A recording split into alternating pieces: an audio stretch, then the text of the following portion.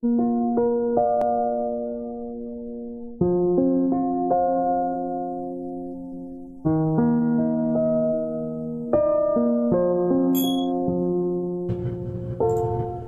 a long story, but one you've never heard before. This story is about a place that dwells on the mountain, a place where bad things happen. And you may think you know about the bad things. You may decide you have it all figured out, but you don't. Because the truth is worse than monsters or men. At first, I was upset when they told me we were moving to some little town out in the Ozarks. I remember staring at my dinner plate while I listened to my sister throw a temper tantrum unbefitting of a 14-year-old honor student. She cried, she pleaded, and then she cursed at my parents. She threw a bowl at my dad and told him it was all his fault. Mom told Whitney to calm down. But she stormed off, slamming every door in the house on the way to her room. I secretly blamed my dad as well. I heard the whispers too. My dad had done something wrong, something bad, and the sheriff's department had reassigned him to some little out-of-the-way county to save face. My parents didn't want me to know that, but I did. I was 9, so it didn't take me too long to warm up to the idea of a change. It was like an adventure. New house, new school, new friends. Whitney, of course, felt the opposite. Moving to a new school at her age is hard. Moving away from her new boyfriend, however, was even harder. While the rest of us packed up our things and said our goodbyes, Whitney sulked and cried and threatened to run away from home. But a month later, when we pulled up to our new house in Drisking, Missouri, she was sitting right next to me, texting viciously on her phone. Thankfully, we moved over the summer, and I had months of free time to explore the town. When Dad started his new job at the sheriff's office, Mom drove us around the city, commenting on this and that. The city was much, much smaller than St. Louis, but also a lot nicer. There was no bad areas, and the entire town looked like something that you'd see on a postcard. Drisking was built in a mountain valley, surrounded by healthy forest land, with walking trails and crystal clear lakes. I was 9. It was summer, and this was in heaven. We'd only been living in Drisking a week or so when our new next-door neighbor came to introduce themselves. Mr. and Mrs. Landy, and their 10-year-old son Kyle. While our parents talked and drank mimosas, I watched the Landys' lanky, red-headed son hang out in the doorway, shyly eyeing the PS2 in the living room. Do you play? I asked. He shrugged. Not really. Do you wanna? I just got Tekken 4. Kyle glanced at his mom, who had just been handed her third mimosa. Yeah, sure. And that afternoon, with the ease and simplicity of our age, Kyle and I became best friends. We spent that cool summer morning outside exploring the Ozarks and the hot afternoons in my living room playing the PS2. He introduced me to the only other kid in the neighborhood our age, a skinny, quiet girl named Kimber DeStaro. She was shy, but friendly, and always up for anything. Kimber kept up with us so well that she quickly became the third wheel to our tricycle. With my dad at work all the time, my mom consumed with her new friendships, and my sister locked in her room all day. The summer was ours to take, and take it we did. Kyle and Kimber showed me where all the best hiking trails were, which lakes were the best, and most accessible by bike, and where the best stores were in town. By the time the first day of school rolled around in September, I knew I was home. On the last Saturday before school started, Kyle and Kimber told me that they were going to take me somewhere special, somewhere we hadn't been yet. The Triple Tree. What's the Triple Tree? I asked. It's totally awesome. Totally huge treehouse out in the woods, Kyle said excitedly. Pfft. Whatever, Kyle. Come on, you guys. If there's a friggin' treehouse, you would have showed it to me already. Duh, we wouldn't have. Kyle shook his head. There's a ceremony for first-timers and everything. Kimber nodded eagerly in agreement.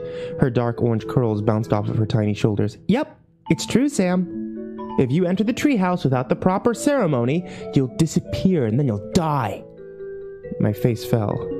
Now I knew they were making fun of me. That's a lie. You guys are lying to me. No, we're not. Kimber insisted. Yeah, we'll show you. We just have to get a knife for the ceremony and we'll go. What? Why do you need a knife? Is it a blood ceremony? I whispered. No way, Kimber promised. You just gotta say some words and carve your name into the triple tree. Yup. It takes like 1 minute, Kyle agreed. And it's a really cool treehouse? I asked. Oh yeah, Kyle promised. Okay, I guess I'll do it then. Kyle insisted on using the same knife he used during his own ceremony, but we paid a price to get it. Mrs. Landy just happened to be home with her youngest son, Parker, and despite Kyle's many objections, his mother insisted that he take his 6-year-old brother with him. Mom, we're going to the treehouse. It's only for older kids. Parker can't go. I don't care if you're going to see an Exorcist movie marathon. You're taking your brother with you. I need a break, Kyle. Can't you understand that? And I'm sure your friends won't mind. She flashed Kimber and me a challenging look. Right? No, not at all, Kimber said, and I nodded in agreement.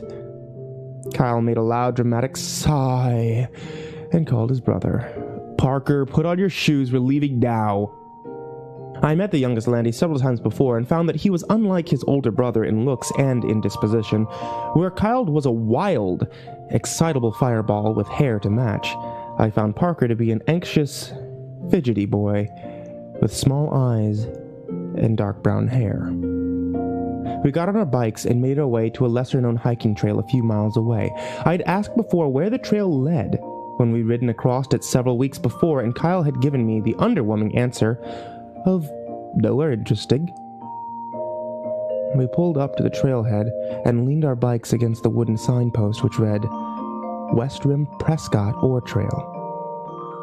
Why are so many trails around here named Prescott? I asked. Is this Prescott Mountain or something? Kimber laughed. No, dummy, it's because of the Prescotts. You know, the family that lives in the mansion up on Fairmont? Mr. Prescott and his son Jimmy, who own like half the businesses in town? More than half, Kyle agreed. Which ones? Does he own the GameStop? The only store in Drisking I really cared about. I don't know about that one. Kyle wound a lock around the 4 bikes and clicked the bar into place, then spun the numbers on the dial. But like the hardware store, the pharmacy, Glitton's on 2nd, and the newspaper. Did they start this town? I asked. Nah, mining started the town. I think they... I want to go home. Parker had been so quiet I completely forgot that he was there. You can't go home, Kyle rolled his eyes. Bob said I have to bring you. Now come on, it's only a 2-mile walk. I want to take my bike, Parker answered. Too bad, we're going off the trail. I don't want to go. I'll stay with the bikes. Don't be such a wussy. I'm not! Kyle, be nice, Kimber hissed. He's only 5. I'm 6, Parker objected. I'm sorry, 6. You're 6, Kimber smiled at him. Alright, fine. He can hold your hand if he wants. But he's coming. Kyle turned and started up the trail. Parker's face fell into an undignified frown, but when the charming Kimber stuck her hand out and wiggled her fingers at him, he took it. Kyle was right. It wasn't a long walk, only a half a mile down the road, then another half-mile hike on the well-tread path up the mountain. It was a steep climb, though, and by the time we got to the treehouse, I was winded. So, what do you think? Kyle asked excitedly. I studied the tree as I caught my breath. It's pretty awesome, I smiled. And it was. They hadn't lied. The treehouse was the biggest I'd ever seen. It had multiple rooms, and there was actually curtains in the windows. A sign above the door said, Ambercott Fort, and a rope ladder hung below the threshold, missing several planks. I'm going up first, yelled Parker, but Kimber caught his arm. You have to do the ceremony first, or you'll disappear, she reminded him. Ugh, that'd be fine with me, Kyle grumbled. I was eager to get into the fort myself. Give me the knife, I held up my hand. Kyle smiled and dug the switchblade out of his pocket. There's some space in the back to carve your name. I opened up the knife and walked around the tree looking for an empty spot. There were so many names on the tree that I had to crouch down and look near the bottom since I couldn't reach any higher. I spotted both Kyle and Kimber's carved names on the tree, and I finally found a spot I liked near the ladder. I bit my tongue and carved Sam W. into a blank piece of bark underneath someone named Paul S. Parker went next, but had so much trouble with the knife that Kyle had to do it for him. All right, let's go. I ran over to the rope ladder. Wait, Kyle yelled. I have to say the words first. Oh yeah, okay. What are they? Kimber sang them out. Underneath the triple tree, there is a man who waits for me, and should I go or should I stay, my fate's the same. Either way. That's creepy, I said. What does it mean? Kimber shrugged. No one knows anymore. It's just tradition. Okay. Can you say it one more time, slower?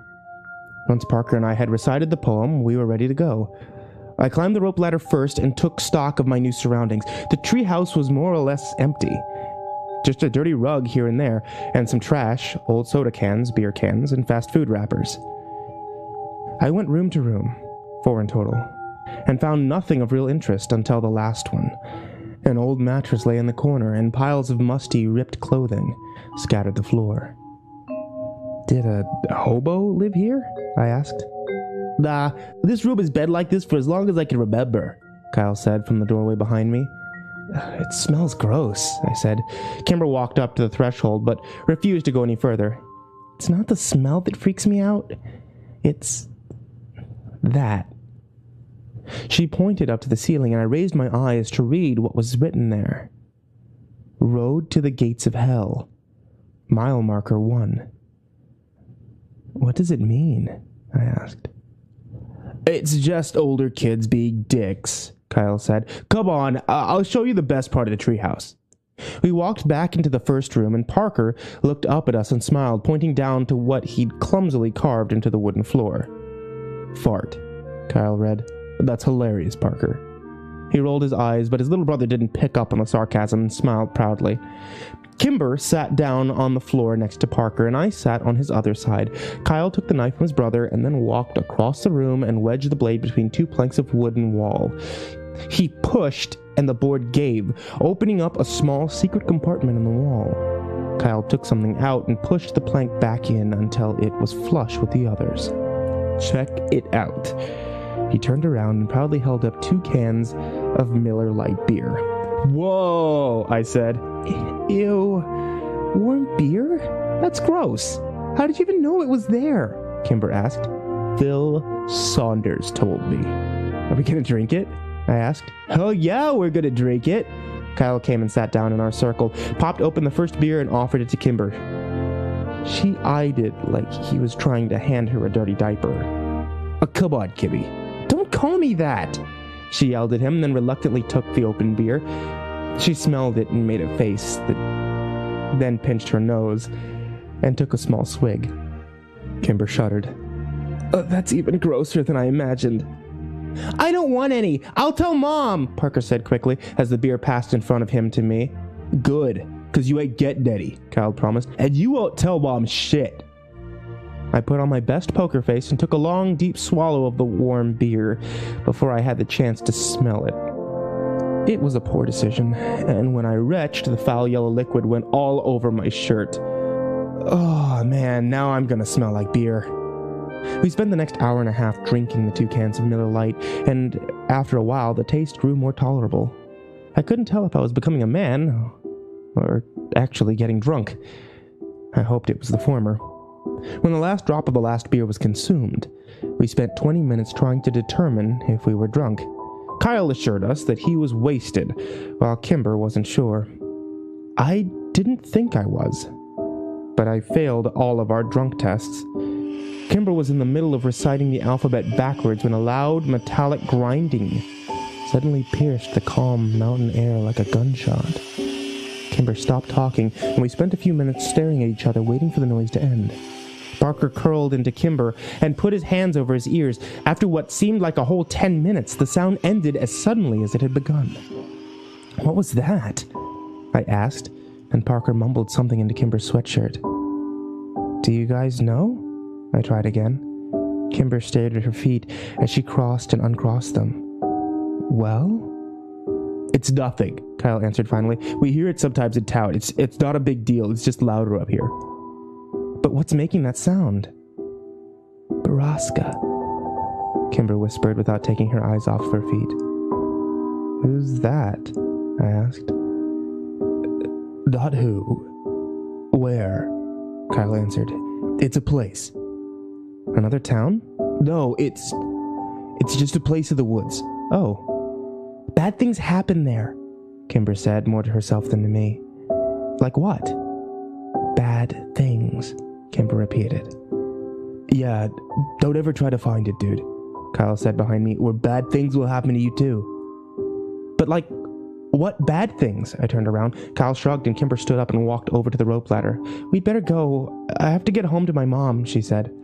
We climbed down the ladder one by one and then started to walk back to the trailhead in an unfamiliar silence. I was dying of curiosity about Baraska, but couldn't decide if and what to ask about it. So, who lives there? Where? Kyle asked. Baraska. The skin man, Parker answered. Kyle laughed. Only babies believe that. What, like men who are skinned? Like their skin is gone? I asked excitedly.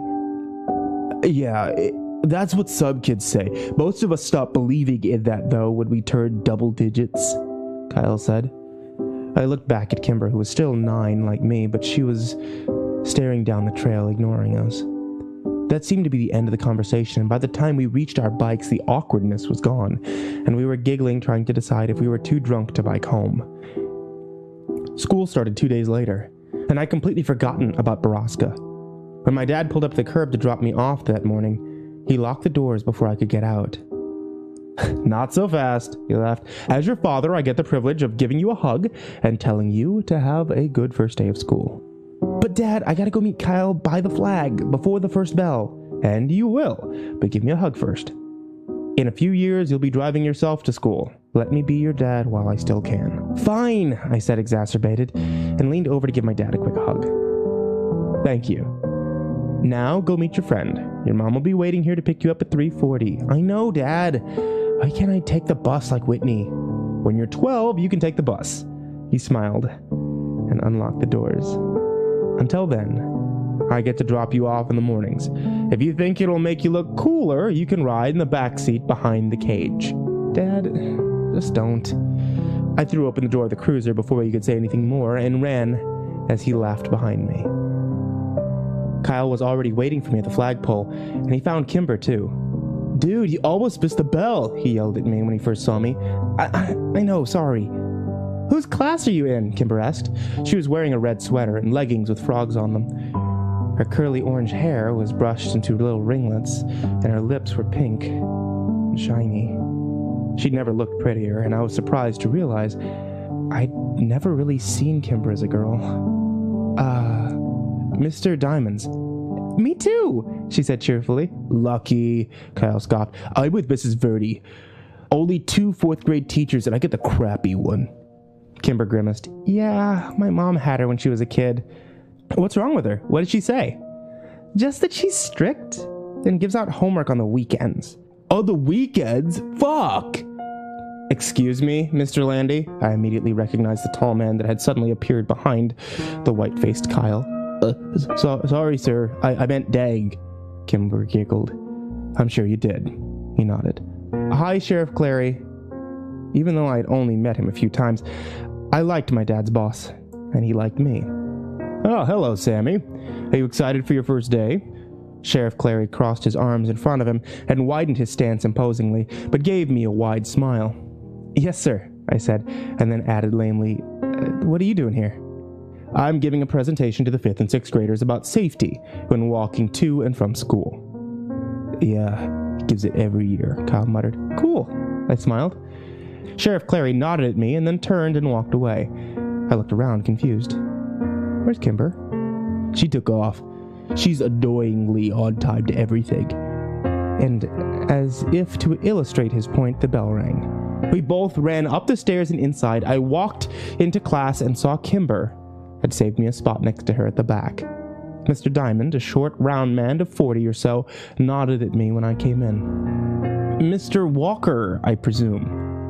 Yeah, that's me," I mumbled as I rushed past him to the desk to Kimber. "Welcome to Drisking Elementary, and for the rest of you, welcome back.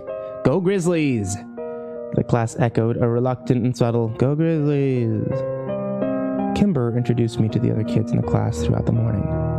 Most of them were nice, if sort of underwhelmed by me. They said their hellos and asked where I was from, and the conversations usually ended with an unimpressed, "Okay." A group of girls who sat near the front snuck looks at each other all morning and snickered. I asked Kimber who they were, and she just shrugged. During our second break, they came up and talked to me. "Are you friends with Kimber DeStaro?" a tall, dark-haired girl asked me. "Yeah," I answered, and looked over at Kimber. She was watching me with worried eyes. "Are you related to her?" "No." "I didn't think so, because you don't have orange hair." I didn't know what to say. "You don't have to be friends with her, you know," said the second girl with the oddly round face. "I want to be friends with her." The third girl behind the other two snorted. She had pretty auburn hair and a rude upturned nose. "Well, if you do, you're going to be in the ugly kid group," the first girl warned. "And once you're in that group, you can't leave it. Ever." "Better than the bitch group," I said. Rude nose and round face gasped, but dark hair smiled. "We'll see," she said as the three returned to their corner of the room. I sat back down next to Kimber, feeling like a badass. It was the first time I'd ever used a swear word in front of anybody, other than Kyle. "What did they say to you?" Kimber asked nervously. "They said that you're too pretty to be near them and that you would make them look gross, so we have to stay away from them." "Liar," Kimber answered, but I could tell she was smiling. We met Kyle in the cafeteria at lunch, and he had nothing but bad things to say about his morning. Mrs. Verdi was old and mean, and she made everyone come up and say something about themselves even though the class only had 14 kids, and they all knew each other. When the bell rang for recess, I went to throw my lunch away with Kyle, and I bumped into a kid I hadn't seen before. "Hey, are you Sam Walker?" the kid asked. "Yeah." "Oh, your sister's dating my brother." "Oh, man, your sister is dating a Whittaker," Kyle laughed. "Shut up, Kyle," the kid grumbled. "She's gonna be Whitney Whittaker." As funny as it was, I couldn't help but be a little surprised. Not that I hadn't been paying attention, but I'd only seen Whitney out of her room once over the summer. Where did she meet him?" I asked the Whittaker kid. I don't know, probably at his job." "His job? Where?" "He works at Drisking Water." It didn't make any sense to me, but I shrugged it off. I did remember my mom giving Whitney some menial tasks, like getting the car washed and setting up some utilities to get her out of the house. Maybe she met him once and they started dating over text. And teenagers are weird. The rest of the school week followed much like the first. We were all into the first month, and I heard someone mention the Skin Man again. We were out on the playground, and Kyle and I were trying to start a fire with 2 large wood chips. I had just given myself a splinter when the distant sound of metal grinding on metal flooded over the playground, silencing every one of us. "Baraska," I said in awe. "Yep," said Philip Saunders. "The Skin Men kill again." "Hey, Kyle said only babies believed in Skin Men." I threw an accusatory look at Kyle. They do. Phil's just stupid." "I am not. Ask Danielle. She's seen them." Phil scanned the playground, then yelled at the blonde girl talking to Rude Nose. "Hey, Danielle, come here." The blonde girl rolled her eyes, but came skipping over anyway. "What do you want?" "I told you Kayla doesn't like you, Philip." "No, tell them about the Skin Men." Phil gestured to the air around us, which was filled with the metallic scraping coming from down the mountain. "You tell them." "No, you saw them, so you tell them." "I didn't see them.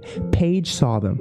"Oh," Phil said, and an uncomfortable silence descended. "You guys are weird," Danielle said, before flipping her hair in our faces and leaving. "Who's Paige?" I asked when she's gone. "Her sister," Phil said. "Paige disappeared when we were like 5, Kyle said. "After she saw the Skin Men," Phil added. The sound from the mountain abruptly ended, and the subdued atmosphere of the playground disappeared with it. When the bell rang, Kyle lined up in his class line, and since Phil was in my class, I made sure that I was behind him. The teacher began to count us off. "Hey, what do you know about Baraska?" Ike whispered to him. "My brother said, that's where people go when they disappear. To Baraska." "What happens to them there?" "Bad things," he said, and then shushed me when I asked him what that meant. The year dragged on, and it wasn't until Christmas break that I heard the machine at Baraska again.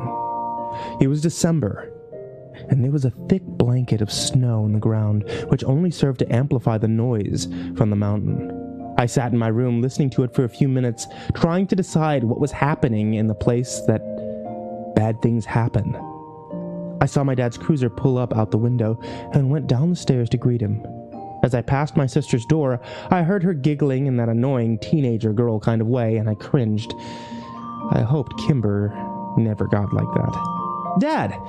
I skidded on the ground just as he opened the door. My dad stomped the snow off his boots and threw open his arms. "Sammy!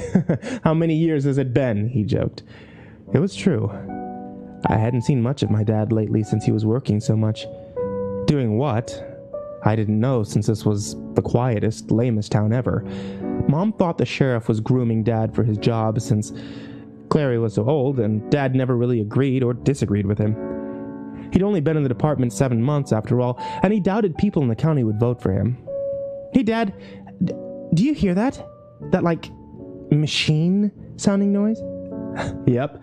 I hear it in town every now and then. Do you know what it is?" I asked the sheriff about it, and he told me that the noise comes from private property up in the Ozarks. "Is the property called Baraska?" I asked quickly. "I have no idea." "Baraska? Where'd you hear that?" I shrugged. "Kids at school." "Well, it's nothing to worry about, Sammy. Probably just some logging equipment." "But is the place called Baraska? Have you heard that name before?" "No, I have not heard that before." Dad pulled his boots off and shrugged off his coat, looking towards the kitchen. I could tell I was losing him. "Have you ever heard of the Skinned Men?" I asked quickly. "Skinned Men? Good God, Sam, is your sister telling you all these stories?" "No." But he wasn't listening to me anymore. "Whitney!" he yelled up the stairs. "No, Dad, Whitney doesn't even talk to me," I repeated. I heard the door creak open upstairs, and Whitney peered out over the railing, phone in hand, and an annoyed look on her face. "Are you trying to scare your brother?" Dad demanded. "Dad, no," I said again. Whitney shot me a betrayed look. "Ugh, seriously? As if I'd waste my time." "You aren't telling him stories about skin men?" "No, Dad, I told you. I heard it at school," I said. Whitney gestured at me as if to say, "See?" "All right, well, you kids need to start getting along. Your family, for Christ's sake." Whitney rolled her eyes, and when Dad walked into the kitchen, she stuck her tongue out at me. "Real mature, Whitney," I yelled up, but she was already gone. "I'll tell Dad about your boyfriend." Christmas came and went with surprising smoothness at our house. Whitney and I got everything that we had on our list, which was a first for us. The town may be smaller, but Dad's paychecks were clearly better. I wore my new Rams parka on the first day back to school after Christmas break. Kyle fawned over it, and Kimber showed off the blue pearl necklace her mom had gotten her for Christmas. Kyle and I feigned interest, but did it poorly. Kimber knew, but just seemed happy that we cared enough to fake it. As we said goodbye to Kyle for the morning, Kimber was suddenly slammed from the side. Kyle caught her before she fell, and I spun around angrily to see dark-haired girl, whose name I learned was Phoebe Dranger, laughing and walking away from us with round-faced girl. "You're bad people who make poor life choices," Kyle yelled at them. "When I'm your boss someday, I'll make you clean bathrooms." "Yeah, and if Kyle's your boss, you know you messed up," I added. Kyle and I high-fived and turned to Kimber, but she wasn't sharing our victory. She was trying to hide the tears on her face. "Look, don't sweat those girls, Kimber. Nobody likes them. People are just nice to them because they're related to the Prescotts." Kyle tried to give her an awkward pat on the back, but Kimber turned away from him and ran in the opposite direction. I hate those girls. I really hate them. I said. I know, they're bitches, Kyle answered, mouthing the last word as he looked over his shoulder for any lurking adults. I better get to class and make sure she doesn't try and talk to her again. There's an assembly this morning, no class until after lunch. Seriously? That's awesome! Do we have to sit by class? Not usually, but we better get there quick so that we get seats in the back, Kyle said as we started walking. What's the assembly for? I asked. It's either DARE or the History Society presentation. What's DARE? You know, DARE. As in, don't you dare do drugs or you're grounded until you're dead? Oh, I hope it's the history thing then. We found Kimber already in the auditorium. She'd collected herself and saved us both seats at the back of the room. She waved us over, just as the puffy, stern Mrs. Verdi walked onto the stage. Hello, 4th grade students. This morning we have a special presentation for you from the Historic Preservation Society of Drisking. If you have questions during the course of the lecture, please raise your hand. Like that'll happen, Kyle laughed. Now I'd like to introduce you to Mr. Wyatt Dowding, Miss Catherine Scanlon, and of course, Mr. James Prescott. What? Jimmy Prescott and not his dad? That's so weird, Kimber whispered. Dude, Thomas Prescott has done this presentation like every year for like 20 years, Kyle said. It's definitely weird. It's not weird, whispered Mike Sutton from behind us. He leaned forward. Tom Prescott went crazy like a year ago. He didn't do the presentation last year and my sister was here either. I don't like Jimmy Prescott. Kimber shook her head. He gives me the heebie-jeebies. His dad is so much nicer. He's like a grandpa. The presentation went slow and boring. Mr. Dowding and Miss Scanlon talked about the first settlers here, the Cherokee, and the Trail of Tears. They talked about Alexander Drisking's discovery of a motherlode of ore in the mountains and settling here with his family to mine and refine the iron. Then James Prescott took the stage from there to tell the story of his family's early journey to the town and their role in revitalizing of Drisking itself in the late 50s. The last part was the most interesting of it all, and I found Jimmy Prescott to be infallibly charismatic and entertaining. I was so busy laughing at his jokes and hanging on every word that by the end of his presentation, I realized I'd actually learned quite a bit. So much so that I was interested enough to ask a question, which Kyle warned was committing social suicide. Mr. Prescott scanned the room and answered a few other questions before he finally got to me in the back. Yes, you in the back. Mr. Prescott, why did the mines close? Like, what happened? I asked. A very good question, young man. What did you say your name was? Sam. Walker. I believe I met your father the other day at the sheriff's office. Welcome to Drisking. As for your questions, most of the mines were closed in 1951 after a long period of unprofitability. The mountain had simply ran out of iron ore. The mills and refineries were abandoned and the town suffered for years. The miners and their families moved away, stores went out of business, schools closed, and Drisking became a ghost town. That would have been the end of it if it weren't for stubborn families like mine who refused to leave. We refused to give up on the town, and after many, many years of hard work, Drisking became the picturesque little haven in the Ozarks that it is today. I hope that answered your question. I sat back down, and Kyle shook his head at me. Bro. The assembly suffered through another 15 minutes of awkward Q&As until Mrs. Verdi finally cut us loose. We were released into the cafeteria to wait for the lunch lines to open. Kyle, Kimber, and I sat in our usual corner. That was so boring, Kyle whined. When are they going to figure out that no one cares about Drisking's history? Seriously, I fell asleep like 3 times. Kimber nudged me. Sam seemed to care, she teased. I just wanted to know about the mines. Mines are creepy. That's all. Yeah, but all our mines were blown up. You can't go in them anymore, Kyle said. Blown up? I asked. Kimber nodded. Some kids died after going to the mines, so the city set off some controlled blasts to implode the caverns. At least that's what my mom said. They messed up though, and I heard they blew up the water table or poisoned it or something. What? How do you know that? Kyle asked. Kimber shrugged. I heard my dad talking about it. Did they use C4 or something? I guess. So, like, we all drink the water. So we all have C4 in our bodies, and we can explode at any minute, Kyle said excitedly. Do you think that's what happened to all the missing people? I asked him, just sitting there one day, and boom! Yeah, dude, Kyle grabbed my shoulder, and that's where the skid bed came from. I made the international symbol of mind blown, and we laughed hysterically. You guys are dumb. Kimber rolled her eyes, but then she laughed when Kyle fell to the floor pretending he was exploding. I remember thinking that moment that I was happy here in Drisking, Missouri, with these two people, happier than I'd ever been anywhere else. It was the last truly happy moment I ever had. Less than an hour later, Mr. Diamond's phone rang, and he exchanged a few quiet words with the person on the other end, his eyes flicking to and from my desk. It was hard to be surprised then, when he hung up and asked me to come to the front. When I got there, he told me my mom was waiting for me in the office and I was going home for the day. I traded a confused and worried look with Kimber and then packed my backpack and went to the office. When I got there, my mom was crying. We drove home in strained silence.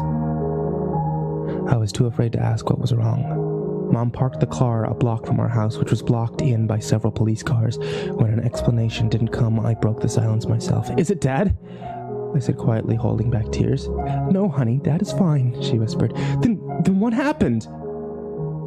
Whitney never made it to school this morning.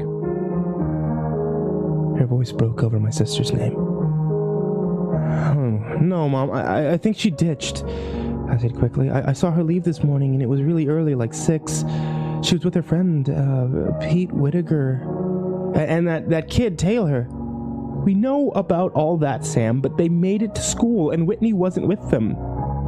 They said that she wanted to stop by the Circle K near Drisking High, so they left her there, and no one has seen her since. Well, my brain struggled to come up with an explanation. Maybe she's ditching.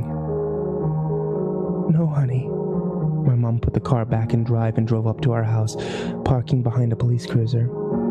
The police, as well as your father, think that Whitney is with Jay. But she has a new boyfriend here.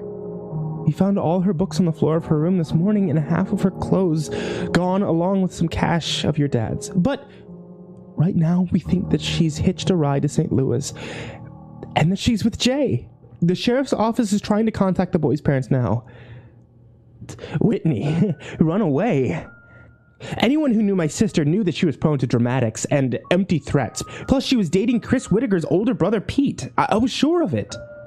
We walked up the steps and into a house filled with stale coffee and quiet murmurs. I tried to remember if Whitney herself had ever actually confirmed that she was dating Pete. But I drew a blank. When we walked into the kitchen, I saw my father sitting at the table, staring at phone records, head in hand. He looked up when I came into the room and gave me a weak smile. Hey, buddy. Dad, I have to tell you something. I felt a heavy hand on my shoulder and turned to look up at a solemn Sheriff Cleary. Everything and anything you might know, son, no matter how trivial you think it is. I nodded and sat down at the table with my dad as my mom handed the big man a cup of coffee. Here you go, Sheriff, she said weakly. Please, Mrs. Whittaker, call me Killian. My mother nodded and retreated back into a darkened corner to talk quietly with Sheriff Cleary's wife, Grace. What do you know, Sam? My dad asked as he rested his chin in his hand in a mock symbol of prayer, as though I may deliver him from his suffering. Well, I heard Whitney had a boyfriend. The guy, Pete Whittaker, that she's been hanging out with, and I saw them and Taylor Dranger leave this morning before me. What time did they leave? Asked the sheriff.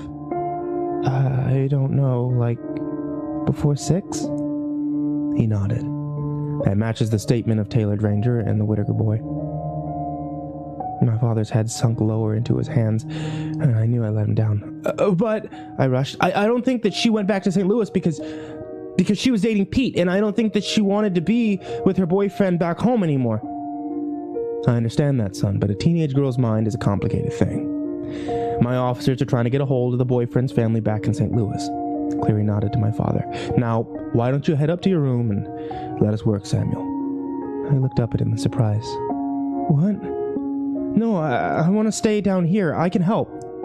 No, son. There's nothing more that you can do here. You've been a good brother. Now, let us handle this. But I can help. You already have. Dad! I looked over at my dad with begging eyes. Go to your room, Sam, he said quietly after a moment. I bowed. Dad. Now.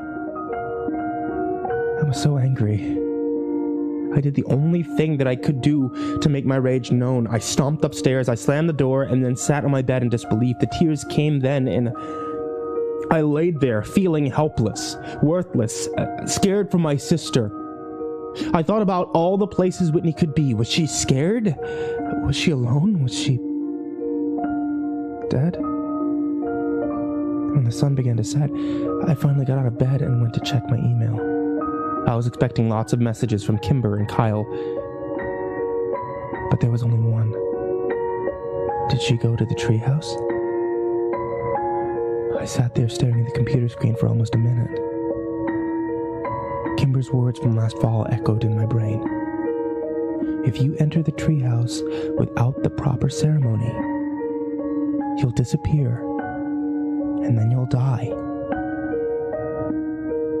I didn't buy that Whitney had gone to Circle K that morning, and I especially didn't believe that she'd hitchhiked out of town. Nothing they were saying downstairs made any sense if you knew my sister, but maybe this did. Maybe she and her boyfriend went to the treehouse to make out or something, and maybe he'd left her there. Maybe she'd gotten lost, or maybe the skin men had found her.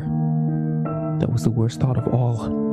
I didn't need to sneak out because the police were too busy with my parents to care about me anyway. I snuck my bike out of the garage and rode the 3 miles to the West Rim Prescott Ore Trail. When I got there, I saw 2 bikes already locked to the signpost, and my 2 best friends sitting in the snow next to them. I knew you'd come, Kyle said when I pulled my bike up and Kimber ran up to hug me. I'm so sorry, Sam. There was really nothing for me to say, and they didn't push. Kimber took my arm, and we started up the trail. The silence between us was stretched, but comfortable. We trudged through the snow, and all the while I searched for the telltale footprints of others. But the snow was coming too fast. The hike up the mountain was harder and wetter than when we'd come in the fall, and when Ambercott Fort finally came into view over the ridge, it was a welcome sight. The sun was getting low, and we hadn't brought flashlights. I ran as far up to the tree, calling my sister's name to the quiet wild. Kyle was right behind me, and I leapt impressively onto the rope ladder, climbing quickly up the planks. I kept calling Whitney's name, waiting for Kyle to yell that he'd found her or that there was at least some sign of her. And then I heard Kimber quietly say my name from where she stood at the triple tree. I ran over and tried to follow her eyes to confirm what I already knew was there. And then I found it. Freshly carved near the top. Whitney M. My breath froze in my chest, and my vision blurred with unwelcome tears. And as the sun took its last desperate breath before plunging into the deep of the horizon, a deafening metallic whir sang out from the wilderness and spilled down the mountainside.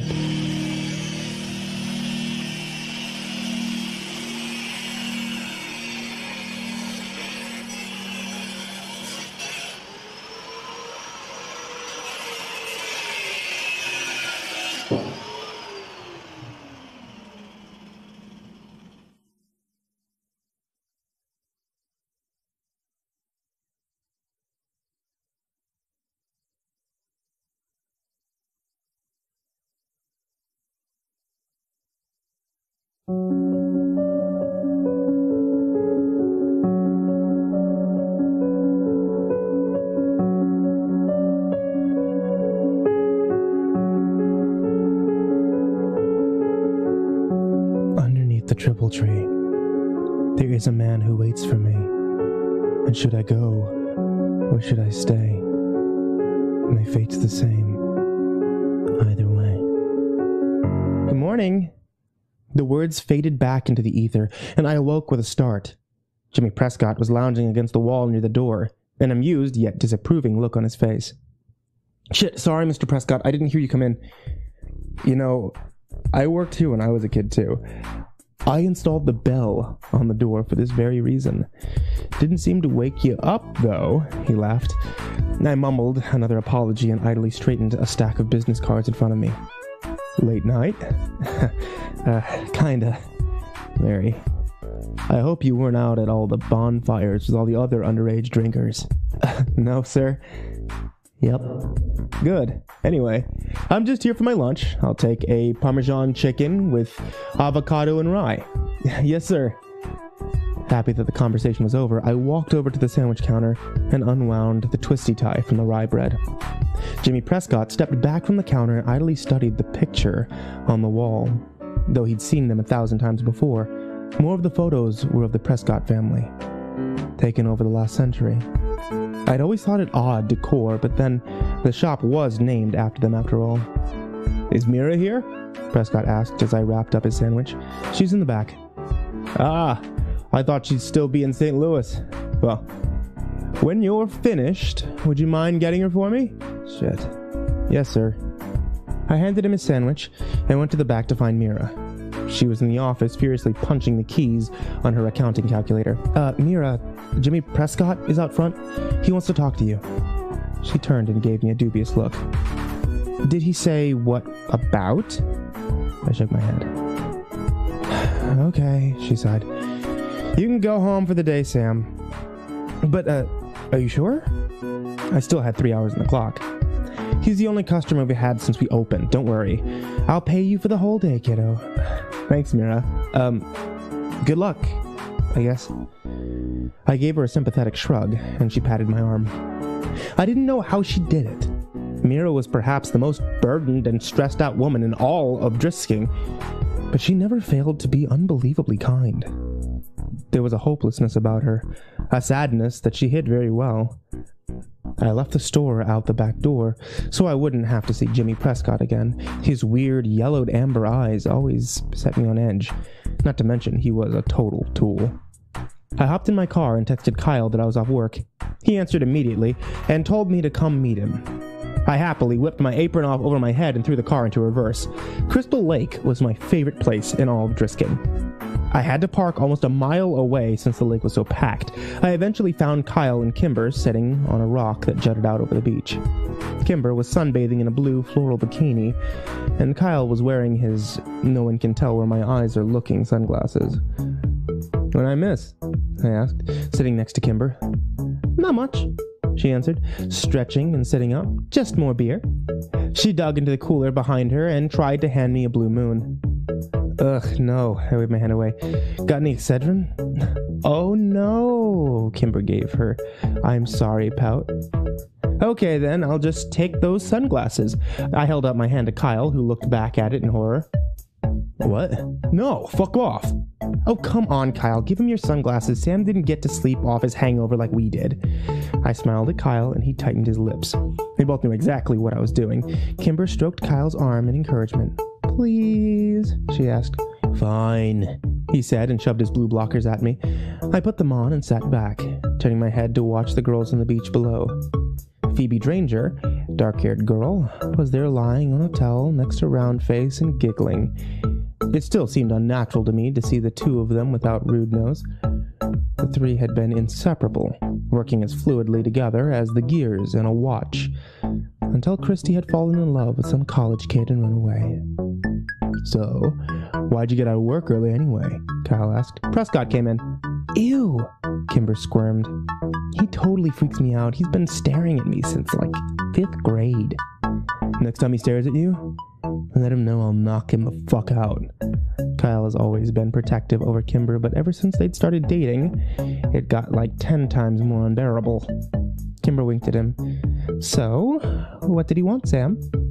He wanted to talk to Mira, probably about the sandwich shop. You mean about how no one goes there and the business should be closed years ago, but it won't because Prescotts are stubborn and vain, Kyle said. Yeah, probably. I mean, she looked pretty worried. I can count on one hand how many sandwiches I've sold in the past month. Ouch, Kimber grimaced. Yeah, I'm pretty sure she's going to get chewed out. I really don't like that guy. I thought about the squirmy, yellow-eyed freak yelling at sweet little Mira, and it made my blood boil. You should have met his dad, Kyle snorted. He was a piece of work. His dad? Yeah, Tom Prescott, Kimber said. The family put him in a home a few towns over. Why is he in a home? I heard he got dementia, and he was embarrassing the family in public, Kyle said. I heard that too. Kimber brushed her long curls off of her shoulder. I always liked Tom Prescott. It was a pretty shitty thing to do. Hey kids! We turned in unison to see Phil Saunders come stomping out of the bushes behind us, with Mike Sutton following behind. So, this is where the cool people hang out, high above the kingdom on Pride Rock. Shut up, Mike, Kyle said, ignoring Phil, who he disliked ever since Phil had briefly dated Kimber. Phil was either unaware of or uninterested in Kyle's feelings. Of course, they may also have been because Phil was stoned out of his mind most of the time. And now was no exception. They sat down next to us, and Mike offered me his pipe. You want to hit this? I did want to hit it, and pretty badly too. I reached up and grabbed it, but Phil swatted my hand away. Careful, guy, you don't want to get the sheriff's son high. For fuck's sake, Mike. Mike nodded knowingly and shoved the pipe back into his pocket. I scowled. Really? Sorry, Sam. Hell, the only reason I'm even smoking around you is because today is my cousin's death anniversary, and I don't give a shit about anything else. Your cousin Hannah? Kimber asked with a sympathetic look. Yeah. 5 years she's been gone. Too many people disappear in these woods, man, Mike said as he exhaled a cloud of smoke. Yeah, man. You know, sometimes when I'm high, I can see them all, and I feel like I know the answer to the mystery, man. Like, I'm so close to solving it, it's just something I can see. Like they're all puzzle pieces, and in my mind, I see the puzzle put together, but I can't tell what the picture is of, you know? You're fucking high, Saunders, Kyle said. We all are, man. We all are. Everyone in this town is drinking the fucking Kool-Aid. Kimber raised an eyebrow at him, but said nothing. Everyone except the dead ones. I can see what they looked like before they went to the ground, or is it the grounder? Shit, I don't know, man, Mike said to the space in front of him. Yeah, I see all those people, Hannah, Paige, Jason, Metley. Hell, I even see your sister, Walker. Kyle, who I knew had been monitoring this conversation for mention of this very thing, sprang to his feet and opened his mouth to yell at Phil. Nah, Whitney Walker ran away to St. Louis, remember? Mike said. I saw Kyle and Kimber exchange a quick look as I tried to remain impassive from behind the blue lockers. That true, man? Phil asked. And it was. I knew Kyle and Kimber had always wondered what I thought about Whitney and if I'd ever accepted the official statement that she and Jay had run away together. They were kind enough not to bring it up, but I knew they wanted to know what I believed, what I thought had really happened. I loved them both, and I wanted to talk to them about it, but I just couldn't. Everyone thought that I had spent the last 7 years quietly grieving, and that I had put the incident behind me. At least, that's what I tried to show them. The truth was, I'd never given up on Whitney. I'd waited years for Jay to show up on social medias, and when I finally found him last year, I'd been devastated. I'd always hoped the official report was right, and that Whitney was somewhere far away from here, alive and happy with Jay Bauer. But his MySpace page showed a thriving teenager, still living at home with his parents. His ex-girlfriend Whitney, the furthest thing from his mind. When I'd brought the evidence to my dad, he read the page I'd printed off and then shut the door to his office with me on the other side. I heard him crying in there for hours as I waited for him to reopen the case and bring the smackdown on the Butler County Sheriff's Department. But justice had never come. And we never mentioned Jay Bauer again. For whatever reason, I never told Kyle and Kimber about any of that. Maybe it was because I was worried that they'd blow it off like my dad had, or maybe And far more likely, I didn't want them to know how obsessed I had become with the Baraska and the Skin Men. I knew, as assuredly as the sun would rise tomorrow, that Whitney's death had happened there, just like all the others who'd gone to the Triple Tree. I was suddenly very aware of 4 pairs of eyes staring at me. Yeah, it's true. She ran off with this guy Jay from our hometown, I answered. And that was enough for Kyle. Alright guys, seriously, he's the sheriff's kid. What do you think's gonna happen if he gets caught with weed? The little man is right, Phil. Let's bounce. I don't need any more trouble with the cops around here, Mike said. Later, Walker. Kimber, little man. Phil stood up, brushed off his pants, and jumped from the boulder onto the sandy beach below. He sprayed sand all over a couple of freshman girls who squealed and called him an unthoughtful ass. Phil tipped his invisible hat to them and said, "Ladies, we're walking off." Mike followed him down, and as I watched them make their way down the beach, I became aware of the conversation going on behind me. I didn't say I wanted to go. I said I had to go, Kimber said. It's only 2 o'clock and it's Sunday. I know, but my parents have been fighting a lot lately. I don't want to leave my mom alone too long. I thought she was doing better. A little. But she's still depressed, Kyle. Do you want to stay over at my place tonight? Kimber's voice dropped to a whisper. I don't think I'm ready for that yet. No, that's not what I meant. I'd sleep on the pull-out in the basement, and you would have my room. Very awkward silence. My parents love you, you know, he added. Kimber laughed. I know.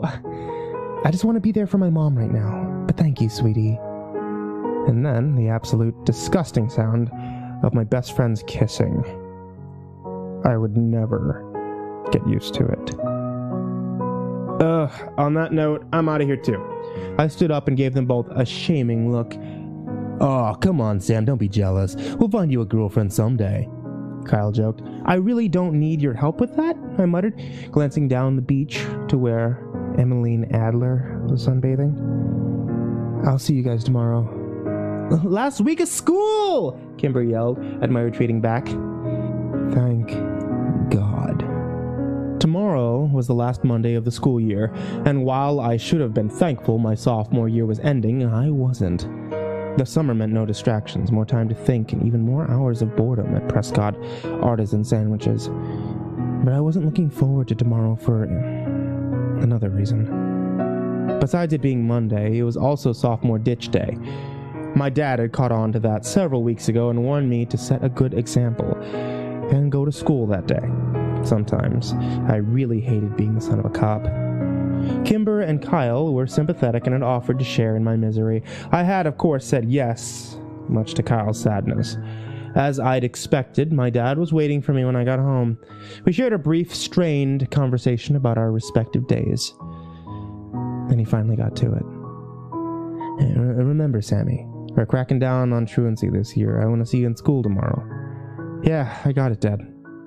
And I hope I won't have to write a ticket to Kyle either. I sighed. It's just a tradition. Even the teachers sort of encourage it. On Friday, they said, I don't care what they said, Sam. Besides the fact that I'm the sheriff, I'm also your father, and I want my son in school. I laughed and shook my head. What a joke. I can't control what Kyle does. Fair enough. But you can control what you do. I said nothing. And Dad sighed. It's almost over, Sam. Just get through these last 5 days, and you could be done with school for a few months. Fine. I walked out of the kitchen and rudely ended the conversation. I climbed the stairs and passed by Whitney's door on the way to my room. The light was on, and silence was behind it. I knew my mother was in there. She was always in there, doing God knows what. I walked to my own room, shut the door behind me, and locked it. The next day at school ended up being more embarrassing than anything else. There were a few other people that hadn't skipped, maybe a total of 10 of us, and the looks they shot at me made it clear that my dad was the reason they were there. Kimber, great friend that she was, happily went to her classes like it was a normal day. Kyle attended all of my classes with me. The teachers, who had been looking forward to an easy day, couldn't have cared less. Just before lunch, an officer came around to all the classrooms and asked for copies of the attendance sheets. Dad really wasn't kidding about cracking down this year. I was going to get shit from people all summer. At lunch, Kyle and I went out to my car to smoke. Usually we were hidden by dozens of large pickup trucks, but today we were out in the open and vulnerable. I moved the car back to a shady corner of the parking lot and Kyle pulled out his bowl. "Did you text Kimber?" I asked him while he hit it. "Yeah," he said through tight lips as he let the smoke sit in his lungs and then blew it out all over my dashboard. "She went home around 4th period. She said her mom called her and she was going home to take care of her." "I don't know, man." "Doesn't her mom hate you?" I asked, taking my turn of the bowl.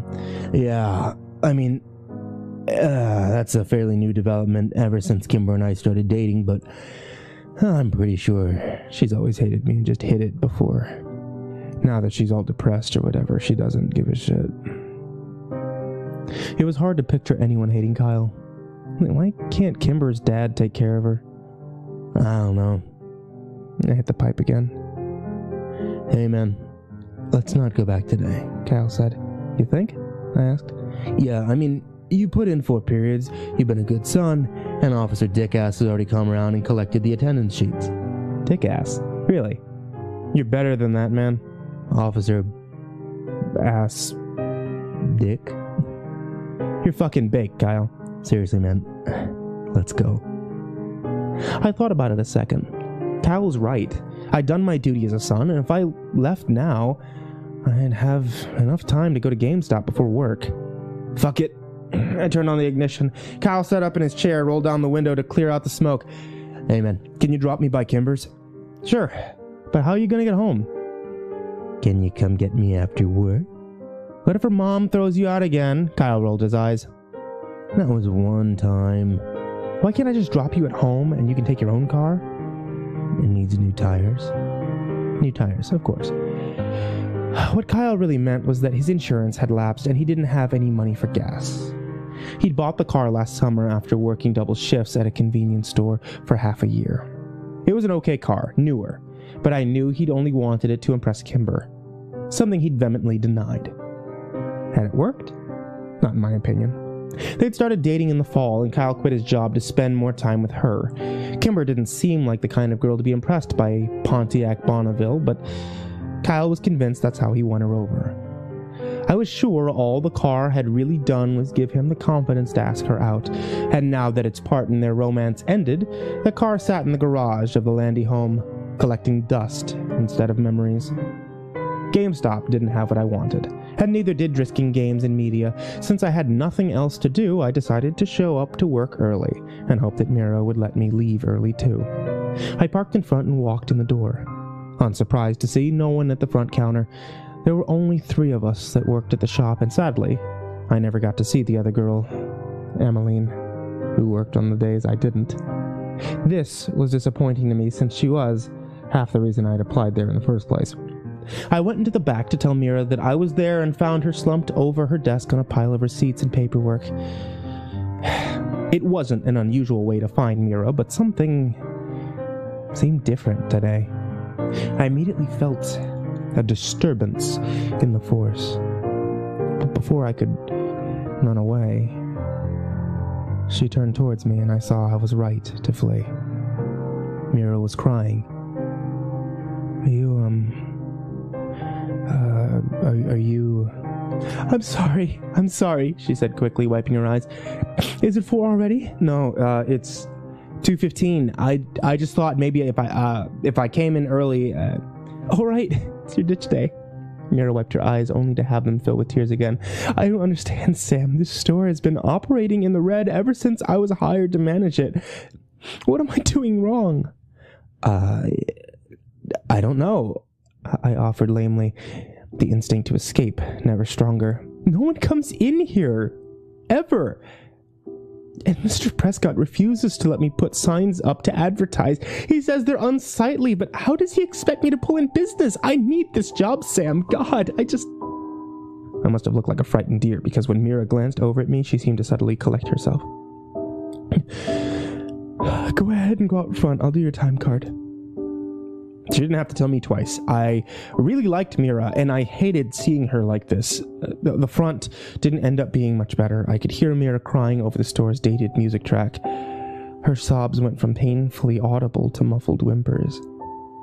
And after half an hour, I decided I had to do something. Since I was entirely unequipped to deal with an adult woman's emotions, I decided to call Mira's husband, Owen. He was thankfully at home and answered on the second ring. "Oh, I'll be right there." I breathed a sigh of relief when I heard a car pull up outside and saw the tall, girthy Owen get out of it. He walked in during a quiet lull in his wife's breakdown. "I'm sorry to call you at home, Mr. Daly. I just didn't know what else to do." "It's okay, Sam. You did the right thing." He looked tired, and I could see the situation wasn't new to him. Is she okay? I mean, like, will she be okay?" Yeah," he nodded. "We're just going through some things." "Oh. Mira said the store is going bankrupt, too." I winced as soon as the words were out of my mouth. "Yeah." Owen ran a hand through his hair. "That's part of it, although I don't think Jim is going to let that happen. Mira's more upset about..." He sighed.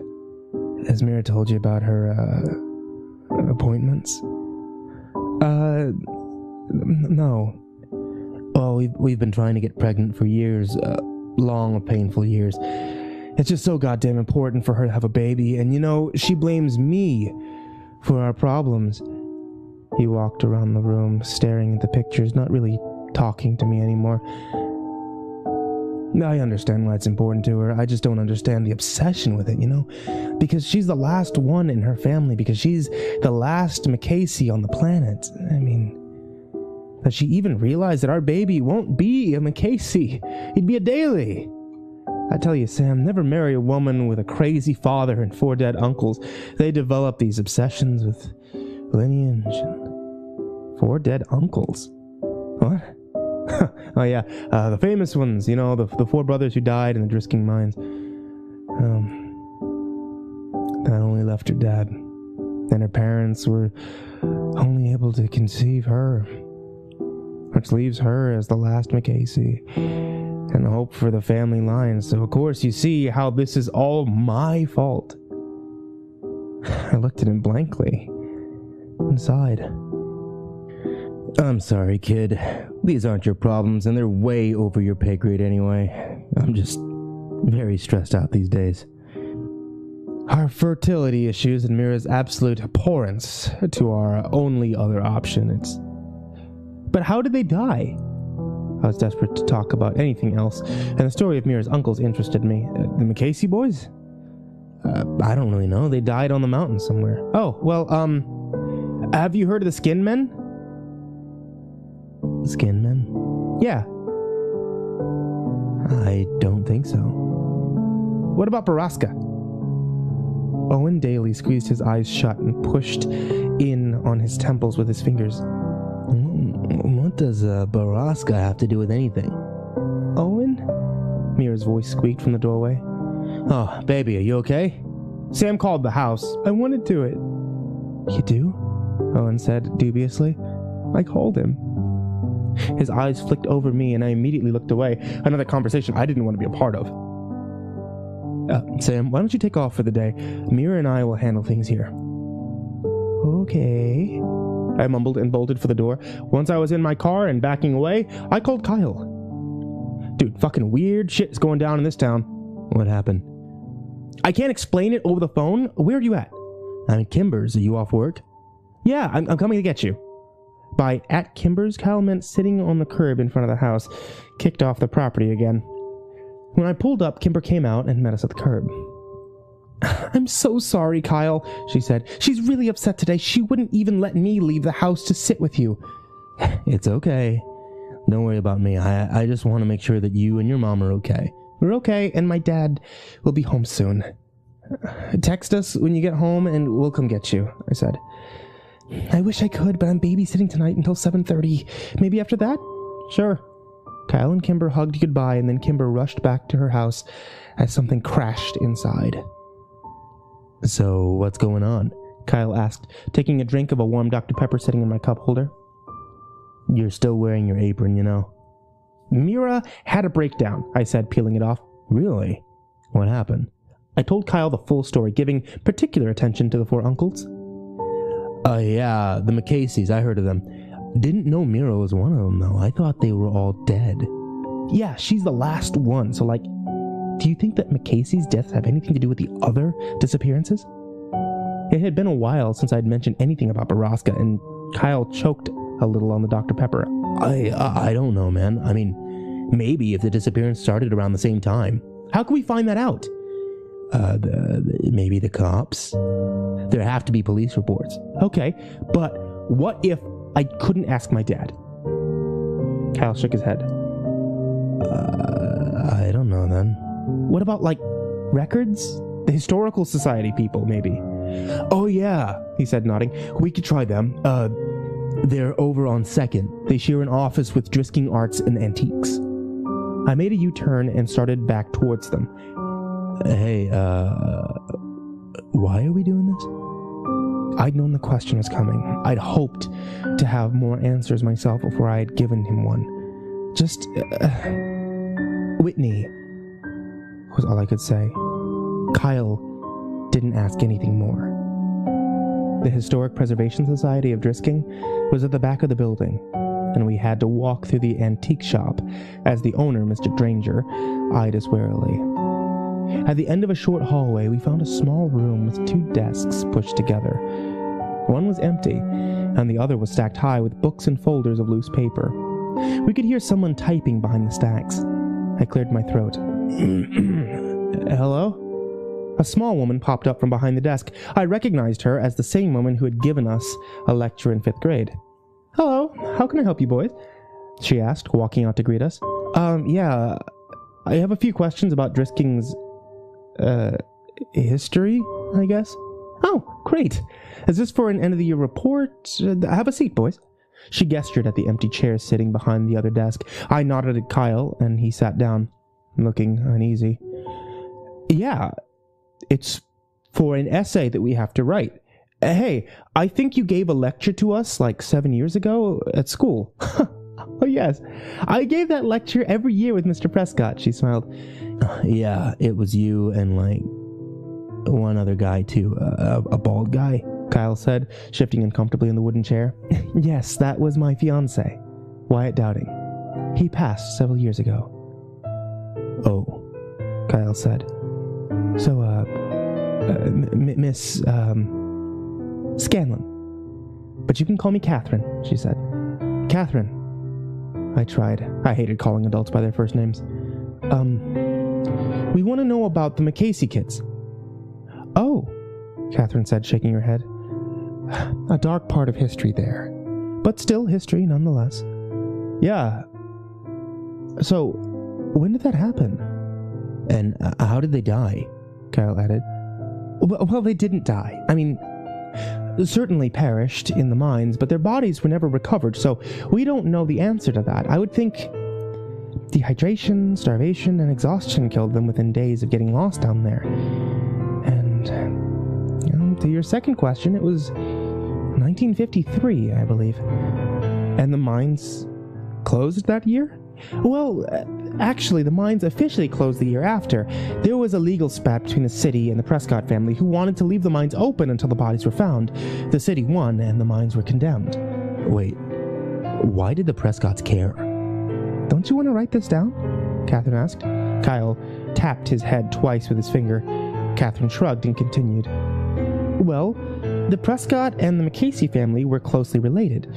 Tom Prescott was paying teams of unemployed miners to go down in the mines and search for the bodies. The city had enough of it.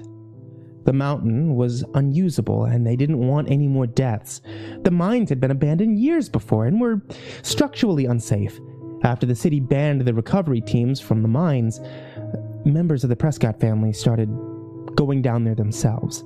Finally, the city had had enough, and they had the mines collapsed. With bombs? Kyle asked. Well, with explosives. And that's what led to the incident. By this time, the mines had been unprofitable for a few years, and the city was quite broke.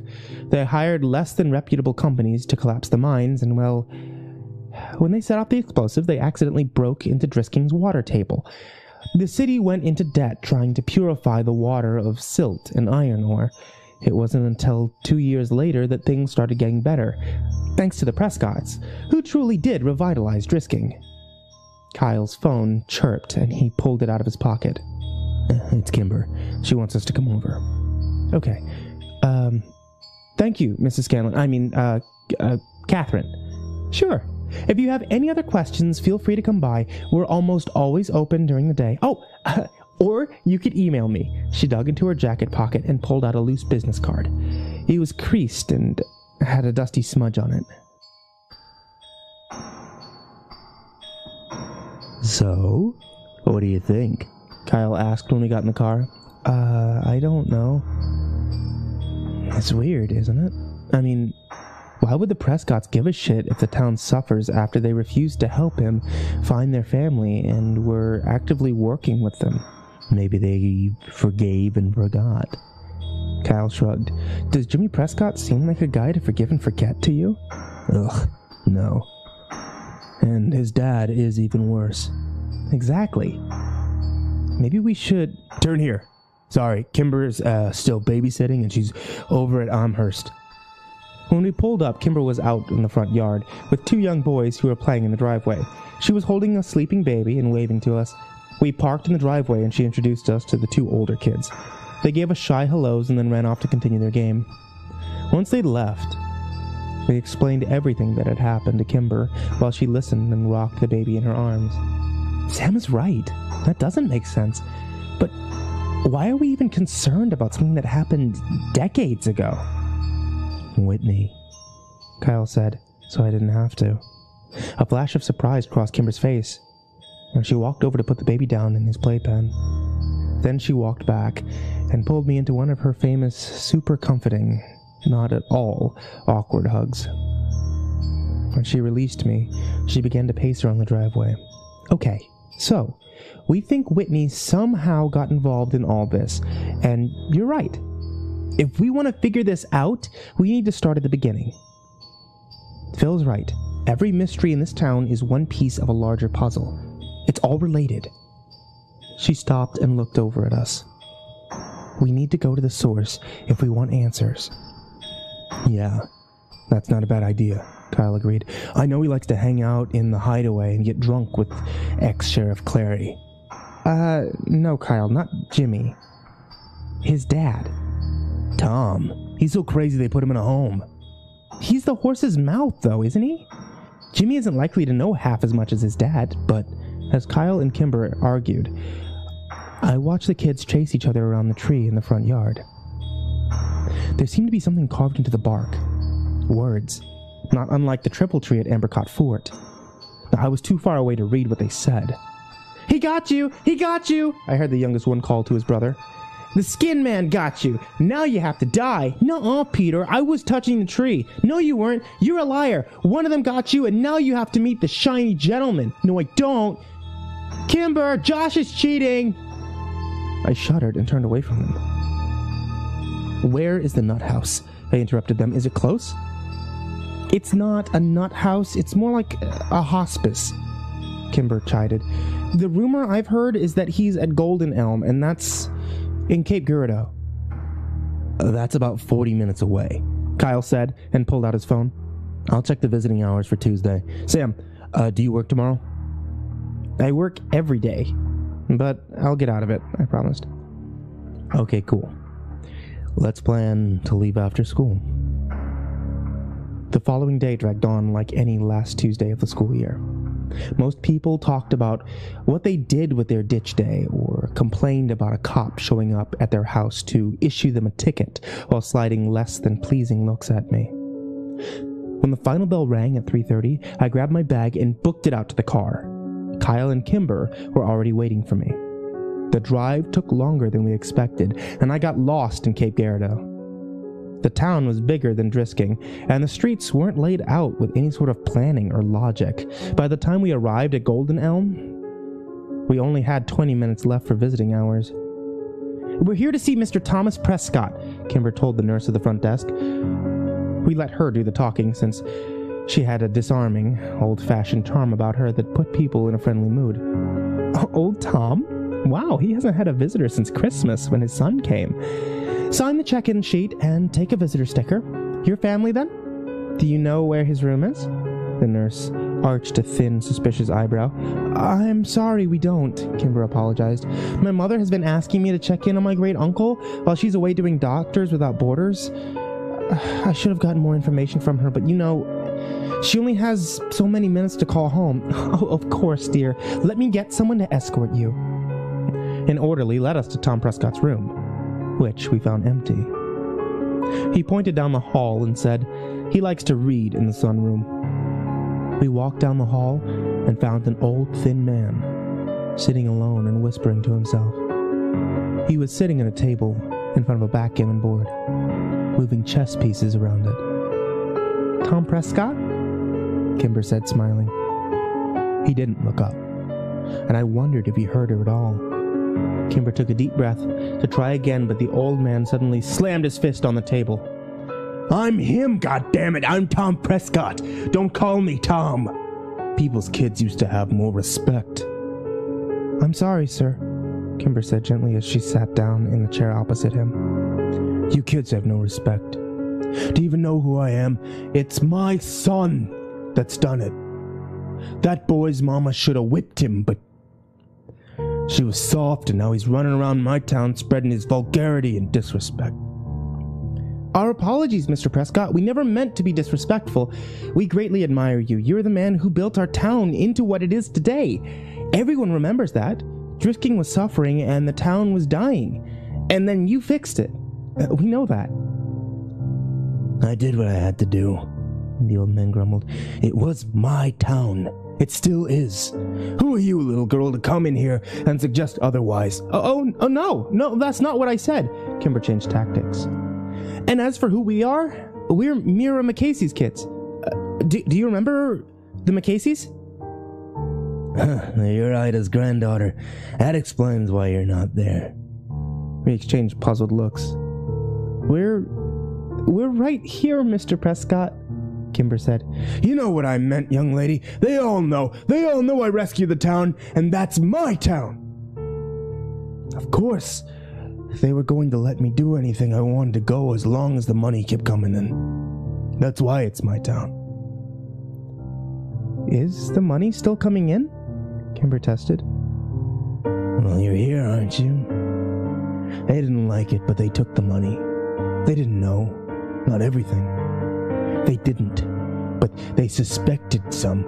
And they must have been okay with it because they kept electing Cleary, and they kept taking the money. Prescott picked up a pawn and ran his fingers over it as he talked. It's just a powder, you know. So unassuming, a fine, soft powder. A powder doesn't know what it is. It doesn't know it's bad. It's the people who say it's bad. But it needed to be done, you know that, Ida. You know we had to do it. Kimber hooked him in. I know we had to, but it's your son. I don't think he's doing it, right? Well, of course he isn't. The elder Prescott slammed his fist on the table again. The two rooks tumbled to the floor. They were mine. He took them from me. We thought he could do it better, but he took mine and he ruined my legacy. Decades of work, and now it's all run by the powder. It's the dust, or the crumbled empire. What about the Skin Man? I asked, caught up in the moment. What are you talking about, boy? He growled. And the treehouse, the triple tree. What is it? What is it for? Triple tree. I didn't authorize that. We paid triple the price, but it's only for a short while. When the things were slow, we certainly never charged triple. That's bad business. Where is Has my idiot boy been telling you that? Did he offer you triple for them? He's ruining my town, isn't he? God damn it, Jimmy. You get him here. Ida, you get my boy on the phone. You tell Jimmy I want to talk to him. You tell him they're still mine, Ida. Ida, get Jimmy on the phone. Kimber jumped up and Kyle pushed her behind him as the old man rose to his feet, tall and imposing. We were backing towards the door when the orderly came in with a disapproving look on his face and shooed us out. Long after we'd made it to the lobby, we could still hear Tom Prescott yelling for his son. The ride home was quiet, and I spent it trying to fit the pieces of the puzzle together. The skin men, the triple tree, the skinny gentleman, the powder. These things seemed to have been pulled blindly from the ether, random and meaningless. The veil over my eyes was thick and heavy, but I was closer to Baraska than I'd ever been before. I could feel it all around me, but I couldn't see it. I could almost touch it, but I couldn't yet comprehend it. I suddenly realized that Kyle was pulling over off the road, and I snapped out of my contemplation. He put the car in park and turned around to look at me in the back seat. "Is this really about Whitney, Sam?" "Yes." Kimber watched us with worried eyes. "Why do you think that?" "The cops, even your father confirmed that Whitney ran away." "I don't believe them," I said through clenched teeth. "Look, Sam, we're getting pretty deep in here, and I'm with you every step, but I have to know that there's a reason we're doing this, and pulling Kimber in too. I have to know this is important to you for the right reasons, and not just an obsession." I looked out the window and realized he'd pulled over near the West Rim Prescott Ore Trailhead. He was right to worry, and even more so to be protective of Kimber. Kyle was thinking it, and so was I. The powder. If Baraska really did involve moving mass amounts of drugs, did I want to involve my friends any further? This wasn't their fight. I love these people. Could I really risk their safety for my own curiosities and vendettas? But as far as I wished I could let them go, I knew I needed them. I have to know what really happened to Whitney, I whispered. Kyle turned back around, without a word to Kimber, and placed his hand on mine. I jerked my hand away and crossed my arms, and then immediately apologized. Kimber just smiled in a forgiving sort of way. Kyle sighed. "Sam." I was interrupted by the piercing ringing of Kimber's phone. She scrambled for her cell to silence it, but when she saw the name on the screen, she quickly answered. "Dad? What? Wait,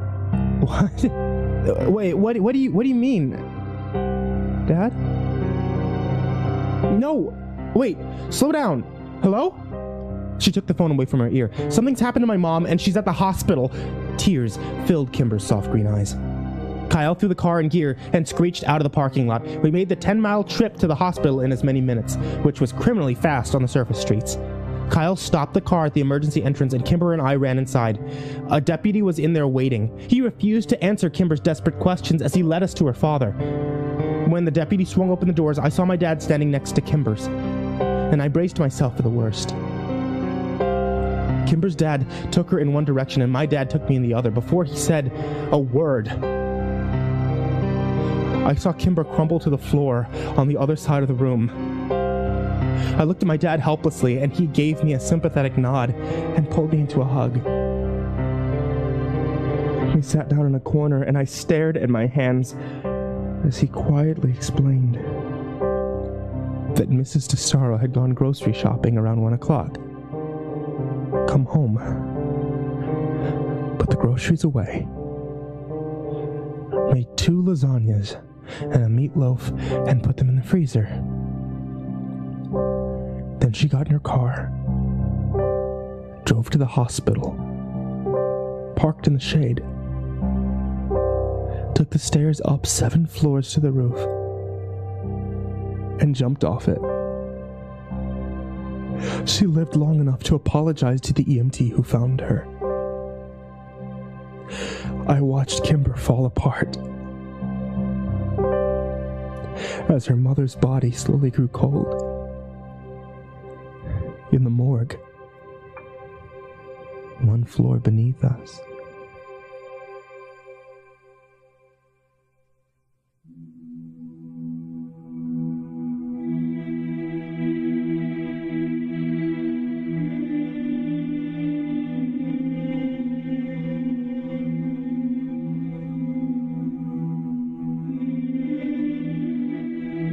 think she blames herself? I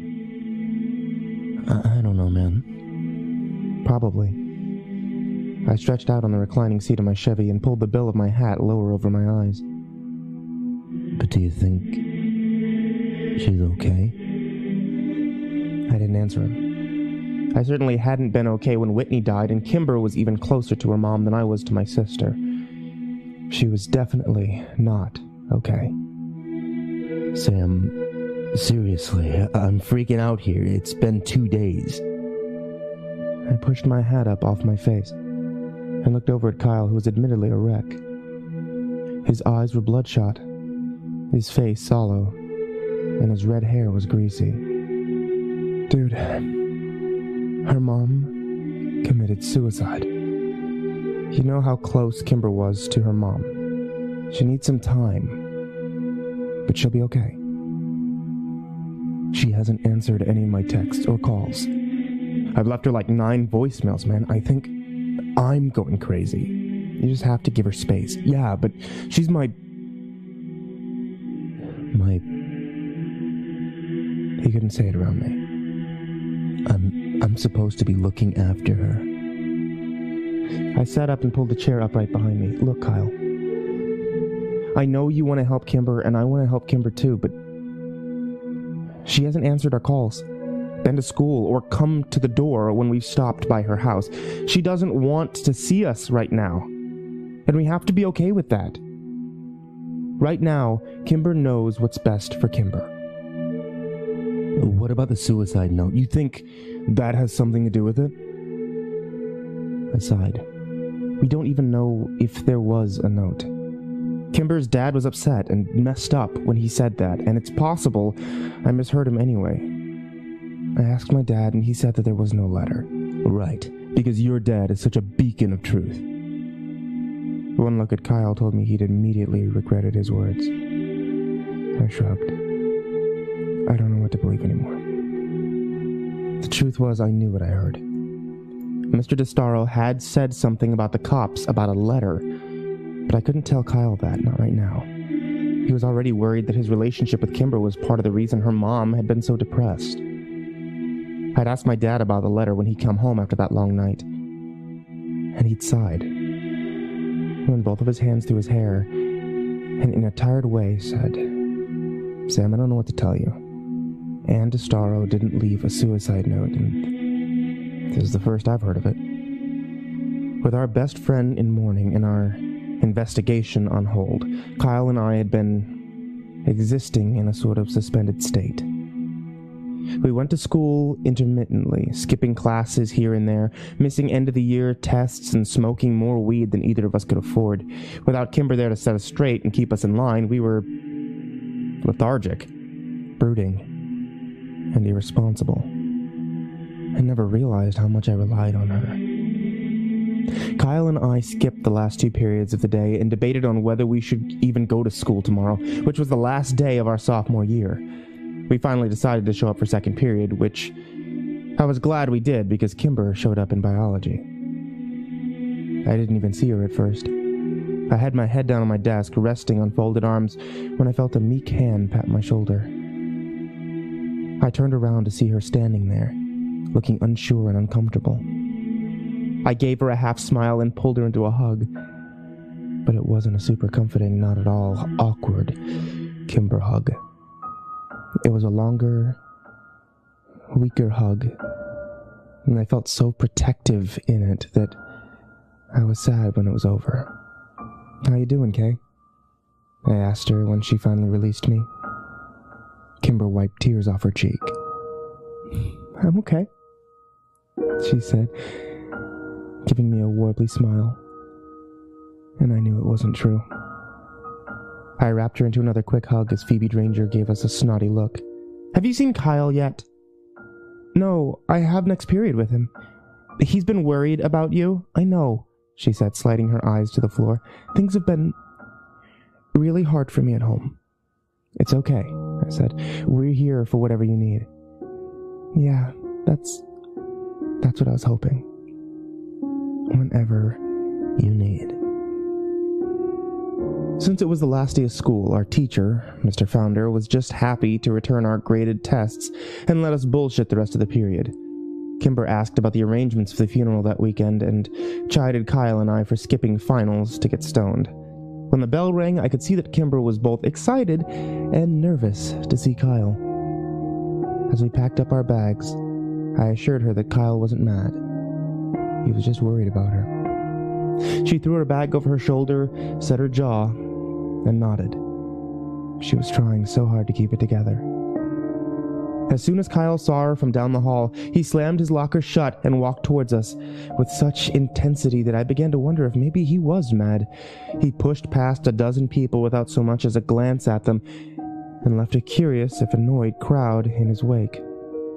When he finally reached us, Kyle threw his backpack against the wall and swooped Kimber up in the sort of way that you'd see in old black and white movies. Everyone who'd watched all this unfold, including me, groaned in unison. Since most of the teachers weren't even bothering to take attendance that day, I went to calculus with Kimber and Kyle, where they had the same conversation Kimber and I had last period. Towards the end of the hour, the conversation faltered and became uneasy. Kyle and I exchanged a look over the top of Kimber's head, and I nodded at him. Kimber, He said quietly. did your mom leave a letter? What? Kimber asked in surprise. I heard your dad talking about a letter on Tuesday, I said. Oh. As we waited for her to continue, the bell rang for lunch. Everyone filed out of the room, but the three of us stayed, still sitting in our desks. Kimber, I finally said. She sighed sadly and looked over at Kyle. Yes. What did it say? He asked nervously. I don't know. I haven't seen it. I asked my dad for it when we got home, and he said I'd misheard him and there was no letter. He said not to mention it to anyone or else I'd just upset people. Well, then we both misheard him, I said, which seems unlikely. I've known my dad all my life, and I know when he's lying. People started to filter in for the next period, sliding sympathetic glances at Kimber. Since it was our lunch period, we gathered up our things and walked out to my car, as we always did. I sat in the back seat, letting Kyle and Kimber take the front. Kimber took a deep breath and continued. I know my dad is lying, and I know he has the letter. Are you sure? Kyle asked. I could tell he was still terrified that some of the blame rested on him. Yeah. And I know it contains the name Prescott. I think I even know where it is. Prescott. Yet somehow I wasn't that surprised. He was the axis around which everything that was bad orbited. How do you know it says Prescott? Kyle asked. I heard my dad reading it once. I think he reads it a lot, actually. He was sort of sobbing and whispering the words and throwing things in his office. My dad, he hasn't been well. Do you think she was having an affair with Jimmy Prescott? I shook my head. I'm guessing you need to think bigger than that, Kyle. I agree, Kimber said to her hands in her lap. With everything we know about the Prescotts, I'm fairly sure this isn't about an affair. It's all connected somehow, don't you think? My dad was the love of my mom's life, but she only left a letter for me. I think that somehow I'm the one she wronged, not him. You know? I think she did something to me, or maybe she did it because me. Kimber's voice broke over that last sentence, and Kyle pulled her over, kissed the top of her head, and whispered words in her ear that I couldn't hear. So, we need to get that letter, I said after giving them a minute. Yes, I really need to read it. Kimber's voice was still wobbly. Well, how do we get it? I asked. If it's in the office, we just need to wait until her dad isn't home. Kyle said as he looked out the window. You don't think I thought of that? Kimber sighed. He never leaves his office, not since we got home from the hospital. He sleeps in there. So we need him out? No, we need to get me in. Tomorrow is my mom's funeral, and half of Drisking will be there, including my dad, of course. I need to leave without him noticing and run home so that I can get through the office. Okay, I said that's easy. Without my dad noticing. And I need to be back by the end of the service. We both nodded, but stayed silent because it looked like Kimber was weighing saying more. My dad? He's been very cold, and I think he blames me, Kimber finally said. That's bullshit, Kyle spat. Can you guys help me? Absolutely, of course. We spent the rest of the lunch hour creating a plan far more strategic than the mission probably needed. Kyle and I would engage Mr. Destaro in conversation, and then Kyle would get a text from Kimber telling him she was having a breakdown in the bathroom. Kyle would leave to go comfort her, and they would take my car to the Destaro house.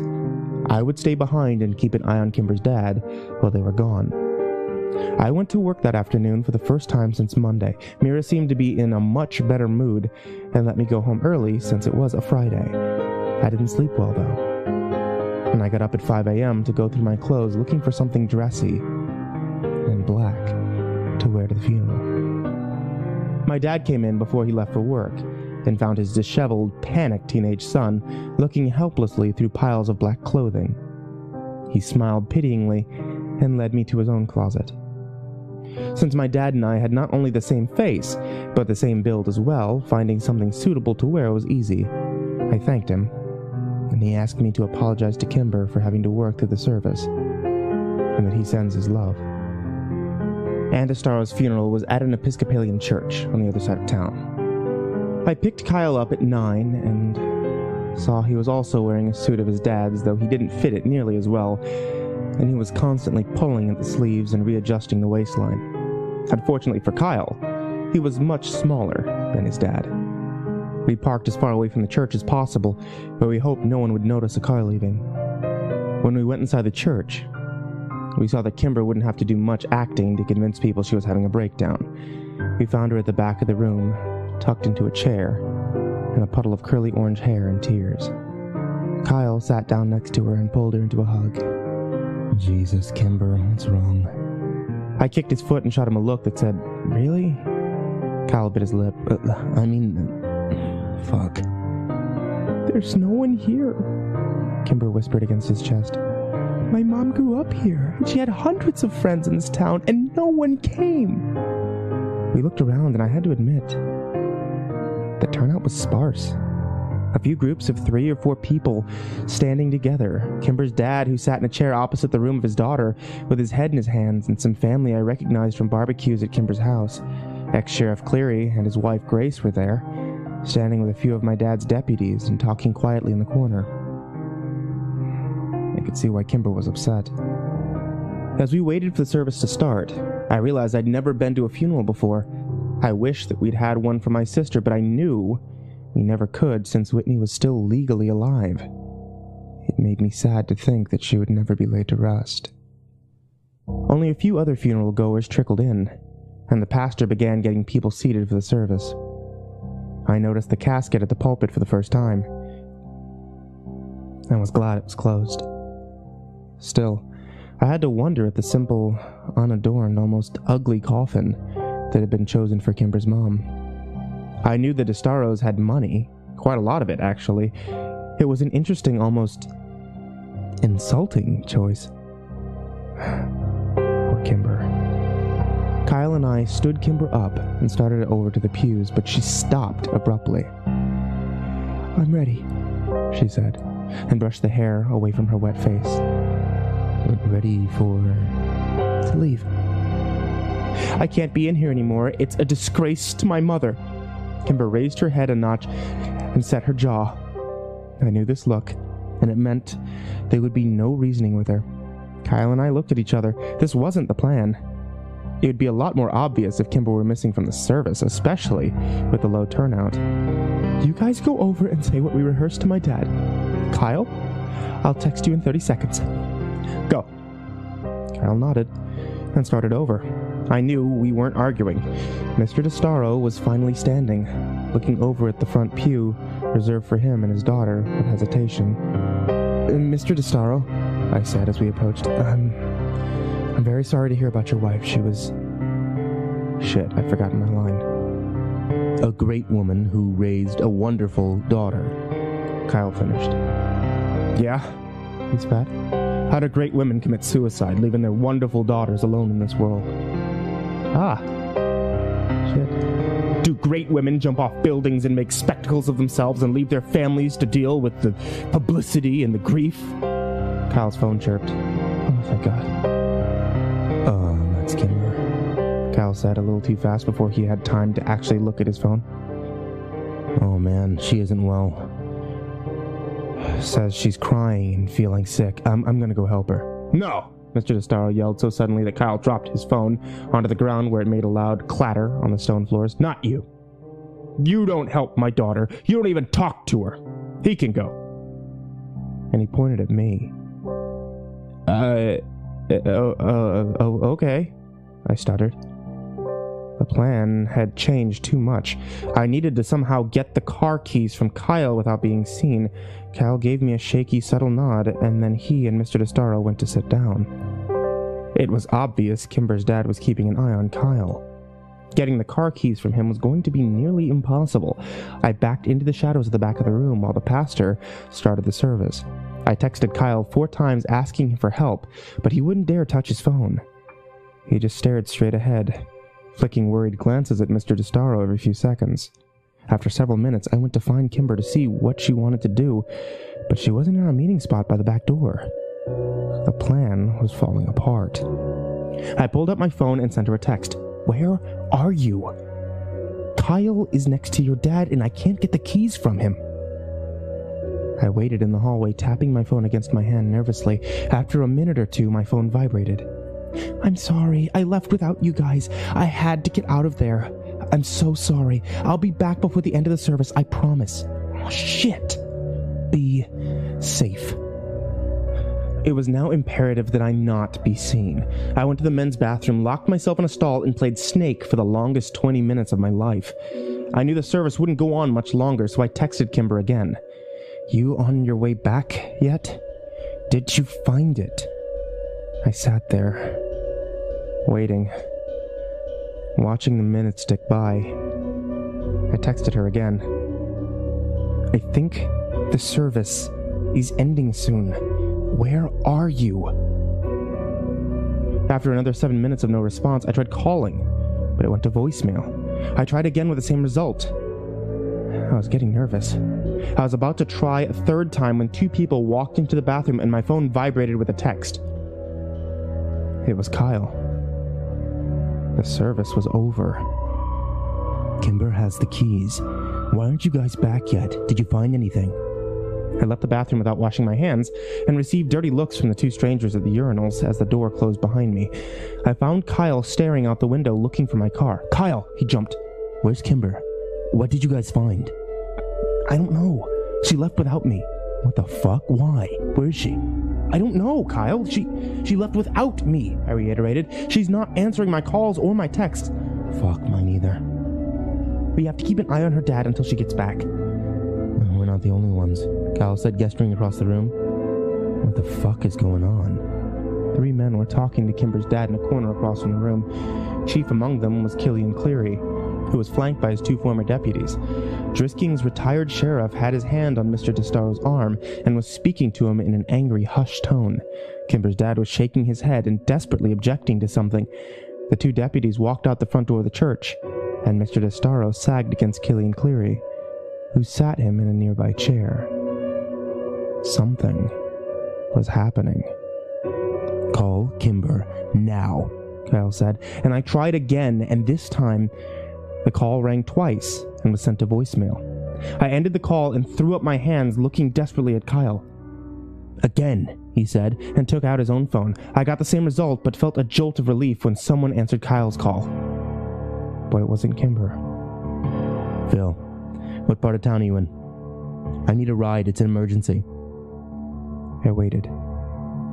Yeah, man. I'm in Northridge Church. As fast as you can. I'm with Sam. Hello, you. Kyle hung up and then immediately tried Kimber's phone. She's sending me to voicemail, too. We both stood at the window anxiously, waiting to see Phil's silver Mazda pull up. Kyle chewed his lip and I tapped my phone. Come on, Saunders.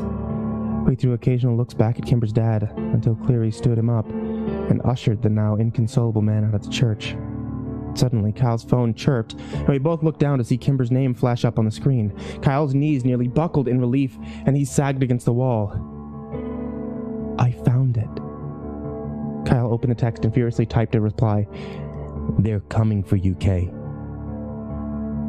We both stared at the phone, waiting for a response, and just as the sun blinded us, as it reflected off of Phil's approaching silver sedan, we got one. They're here. It was the last message we got from Kimber.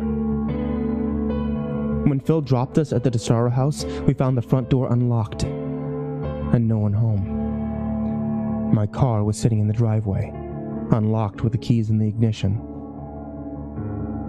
Kyle and I drove back to the church, but the funeral was over, and the few people that had attended it were already gone. We drove back to Kimber's house again, but it was just as we'd left it, and no one was home.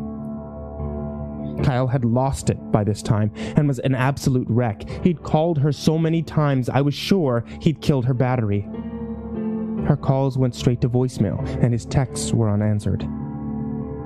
After half an hour of begging from Kyle, I finally called my dad. He answered immediately. Sammy, what's wrong?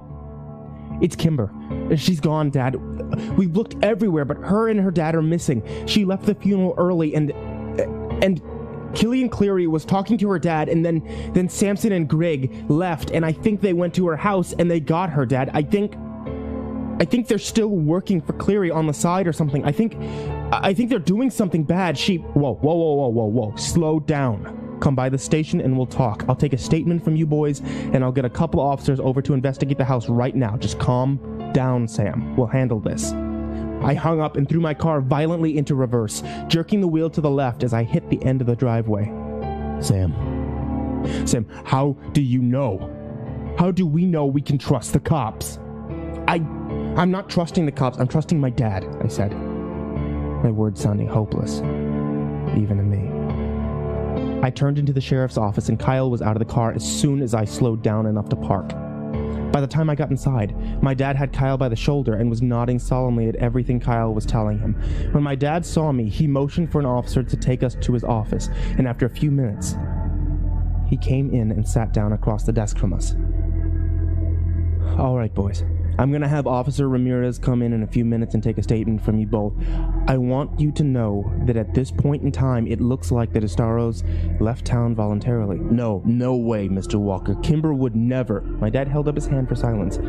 Let me rephrase. Jacob DeStaro left town voluntarily. Kimber is a minor and has no legal rights here. If her dad says they're leaving, then they're leaving. But she's not answering her phone, and we went to that house, Dad. Nothing was packed. Maybe they're just getting away for a while. Maybe going to a relative's. I can't theorize as to why she wouldn't answer her phone other than maybe she wants to be left alone for a while. Kyle was exacerbated. But look, I know it's hard for you to understand, but losing a family member takes a toll on a person. Sam, you know that. We don't know how people are going to grieve, and we don't have a right to. I think it's very likely that Kimber will be back by the fall for school. The fall? Sheriff Walker, that's 2 months away. You need to investigate now. Kyle, I know you're upset, and no one said we're not going to investigate thoroughly. Like you investigated Whitney's disappearance thoroughly? I spat, and didn't regret the words. Sam, he snapped with more force than I'd ever heard him use. I'm tired of listening to you insinuate that I didn't do everything I could to find Whitney. I love your sister more than you can imagine. She's my daughter, Sammy, and I will never give her up. And what about the deputies that left the funeral to go after her? Kyle interrupted. My dad raised an eyebrow at me. Samson and Grigg. I ground it out through clenched teeth. He sighed. Boys, Samson and Greg left the funeral because I sent them out on a call. I stood up violently, knocking over my chair in the process. Oh, come on, Dad! All right, that's enough. The sheriff slammed his hands on the desk and stood up. I told you I will tell you what I know, and I have. I understand your friend is important to you, and god damn it, the DeStaros are friends of mine too. I promise you that I will use the full extent of my resources to track them down and put your minds at ease, but until then, all I can offer you is the assurance that there is no sign of foul play at this time. You boys need to get off the warpath, and let us handle this. Now Ramirez is waiting in the hall to take your statements, and then both of you are going home, understood? I said nothing and glared at my dad, seething with rage. Kyle stood up and walked out of the room with no emotion whatsoever. He walked past Ramirez and I followed him out to the car. We got in and I waited for Kyle to say something. I heard a loud sniffle and looked over at him to see his face slick with tears. It was the first time I'd ever seen Kyle cry. But not the last. He's lying, he whispered. I shook my head. I didn't know what to believe. Kyle turned his face away from me. I know he's lying. Something bad has happened and he's lying about it. What? What happened? I heard more sniffling as Kyle tried to collect himself. Dude, fucking talk to me. What do you think happened? Kimber's gone like all the others. So she's at the place where bad things happen. I punched the steering wheel. How the fuck had this happened? Not Kimber. Please, not Kimber. Was all of this because of me? Had her mother killed herself because of something I'd done? Something we'd found out? Was Kimber taken because of me? If I thought for 1 minute that was true, I knew I'd crack into tiny pieces. No, not Kimber, no. Yes, Sam. Fucking think about it, Kyle yelled at me. It's the treehouse. It's all the same. Baraska, the Skin Man, the Triple Tree, your sister, the mountain. It's all the fucking same. It's the Prescott Empire, and now Kimber has been fucking consumed by it.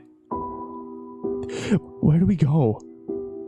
I could feel the warm tears on my own desperation and hopelessness sliding down my cheeks. What do we do? What do we fucking do? Kyle threw his hands up in frustration. We go to Ambercott, right? It all started and ended at the Triple Tree, Sam. Surely you figured that out. We've been to that treehouse 1,000,000 times, Kyle. There's nothing there. I don't know where the fuck else to go, Sam. I jumped as someone tapped on the window of the car and wiped the tears off my face. I rolled down the window as Officer Grigg leaned down and looked into the car. You boys move along home, all right? Yep, I said, and turned the key in the ignition. Officer Grigg waved at us as we pulled out of the parking lot. But we didn't wave back. the treehouse, Kyle said. We drove in silence, both of us trying desperately to get a hold of ourselves. If we were going to be of any help to Kimber, we needed to be calm enough to think logically. I parked in the space next to the trailhead and saw several bikes tied to the post. As we made our way up the West Rim Prescott Ore Trail, we passed Parker and a couple of his friends coming down it. I nodded to him, but Kyle said nothing, just stared up the trail, reaching for the only place he knew to go. It was almost dark by the time we got to Ambercott, and there was little light left to search for whatever Kyle hoped to find.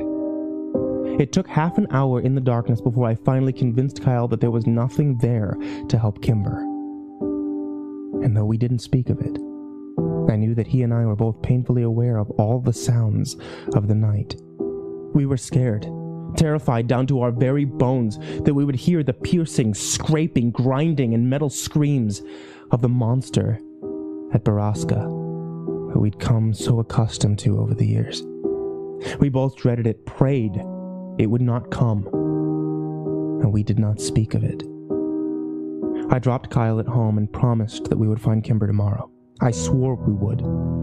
He gave me nothing more than a shallow nod and disappeared inside his house. My dad was waiting for me in the kitchen when I got home a few minutes later. I didn't look at him and walked over to the fridge, realizing I hadn't eaten all day. Sammy, sit down. I want to apologize for today. I took out some chicken and cheese and went to the pantry for bread. I know you're scared, and I know that a lot has been going on that you can't exactly relate to. He sighed. Anne had been depressed for a long time, Sam. Over 20 years. And that'll weigh on a person. I ignored him and continued making my sandwich. I was dying inside, wondering if I could ever trust the man I'd called Dad my entire life. She was suffering, Sam. And sometimes people who suffer that deeply don't know of any other way out. She knew her depression was hurting her husband and her daughter. And maybe she mistakenly thought she was doing them a favor. Mom's depressed, I said without taking my eyes from my task. He sighed. Your mother is coping okay, and this was very different, Sam. Kimber's mom had been depressed since she was in her 20s, early in her marriage, and suffered multiple miscarriages. Infertility can be very hard on some couples, and not even Kimber's birth control could ease her pain. Dad, with all due respect, I'm tired and I'm going to bed. Kyle and I are getting up early to look for Kimber. I threw the knife in the sink with a loud clang and turned to look at my dad for the first time. Please tell me you're still trying to find Kimber. The sheriff stood up from the kitchen table, looking as tired and disheveled as I felt. I promise, Sammy. And I finally believed him. The next morning when I pulled up to Kyle's house, Parker came out to meet me. Hey, Parker, I said when I rolled down the window and cool morning air wafted in. Kyle's not here. He left around 5. Stole my dad's truck. He's pissed, so you'd better go. Oh, thanks, man, I said, and then rolled up the window and took off down the street. I drove around all morning looking for Kyle and called his cell, but he didn't pick up until around noon. Oh, sorry, man, I couldn't sleep. Kyle sounded a bit more stable than yesterday. That's cool. Where you at? I don't know exactly. A rare spot where I'm getting service. You in the woods? Yeah. She's out here, Sam, somewhere in these mountains. I can feel it. I know it. All right, well, let me meet you. Okay. Just come down to the West Rim Trail. I'll meet you there. I was only 5 minutes away, so I arrived before Kyle had time to get down the mountain. Mr. Landy's red Dodge Ram was parked haphazardly in a no parking zone, and I figured it would probably be towed by the time we got back. I doubted Kyle cared at this point, though. I crossed my arms and leaned against my car as I waited for him, staring up the dirty red trail in impatience. When Kyle finally showed, half an hour later, he was covered in sweat and dirt and ejection. So, I said, pushing off my car. No, nothing, man. All right, well, let's keep searching. We hiked miles and miles of the mountain that day, but we didn't find any sign of human life. And for the next few days, if the sun was out, so were we. Kyle was growing more and more desperate, crossing into private property to look for logging equipment and mapping out the county's many mines to search the abandoned buildings. But the mountain was big, and the needle buried deep in the haystack. And as the day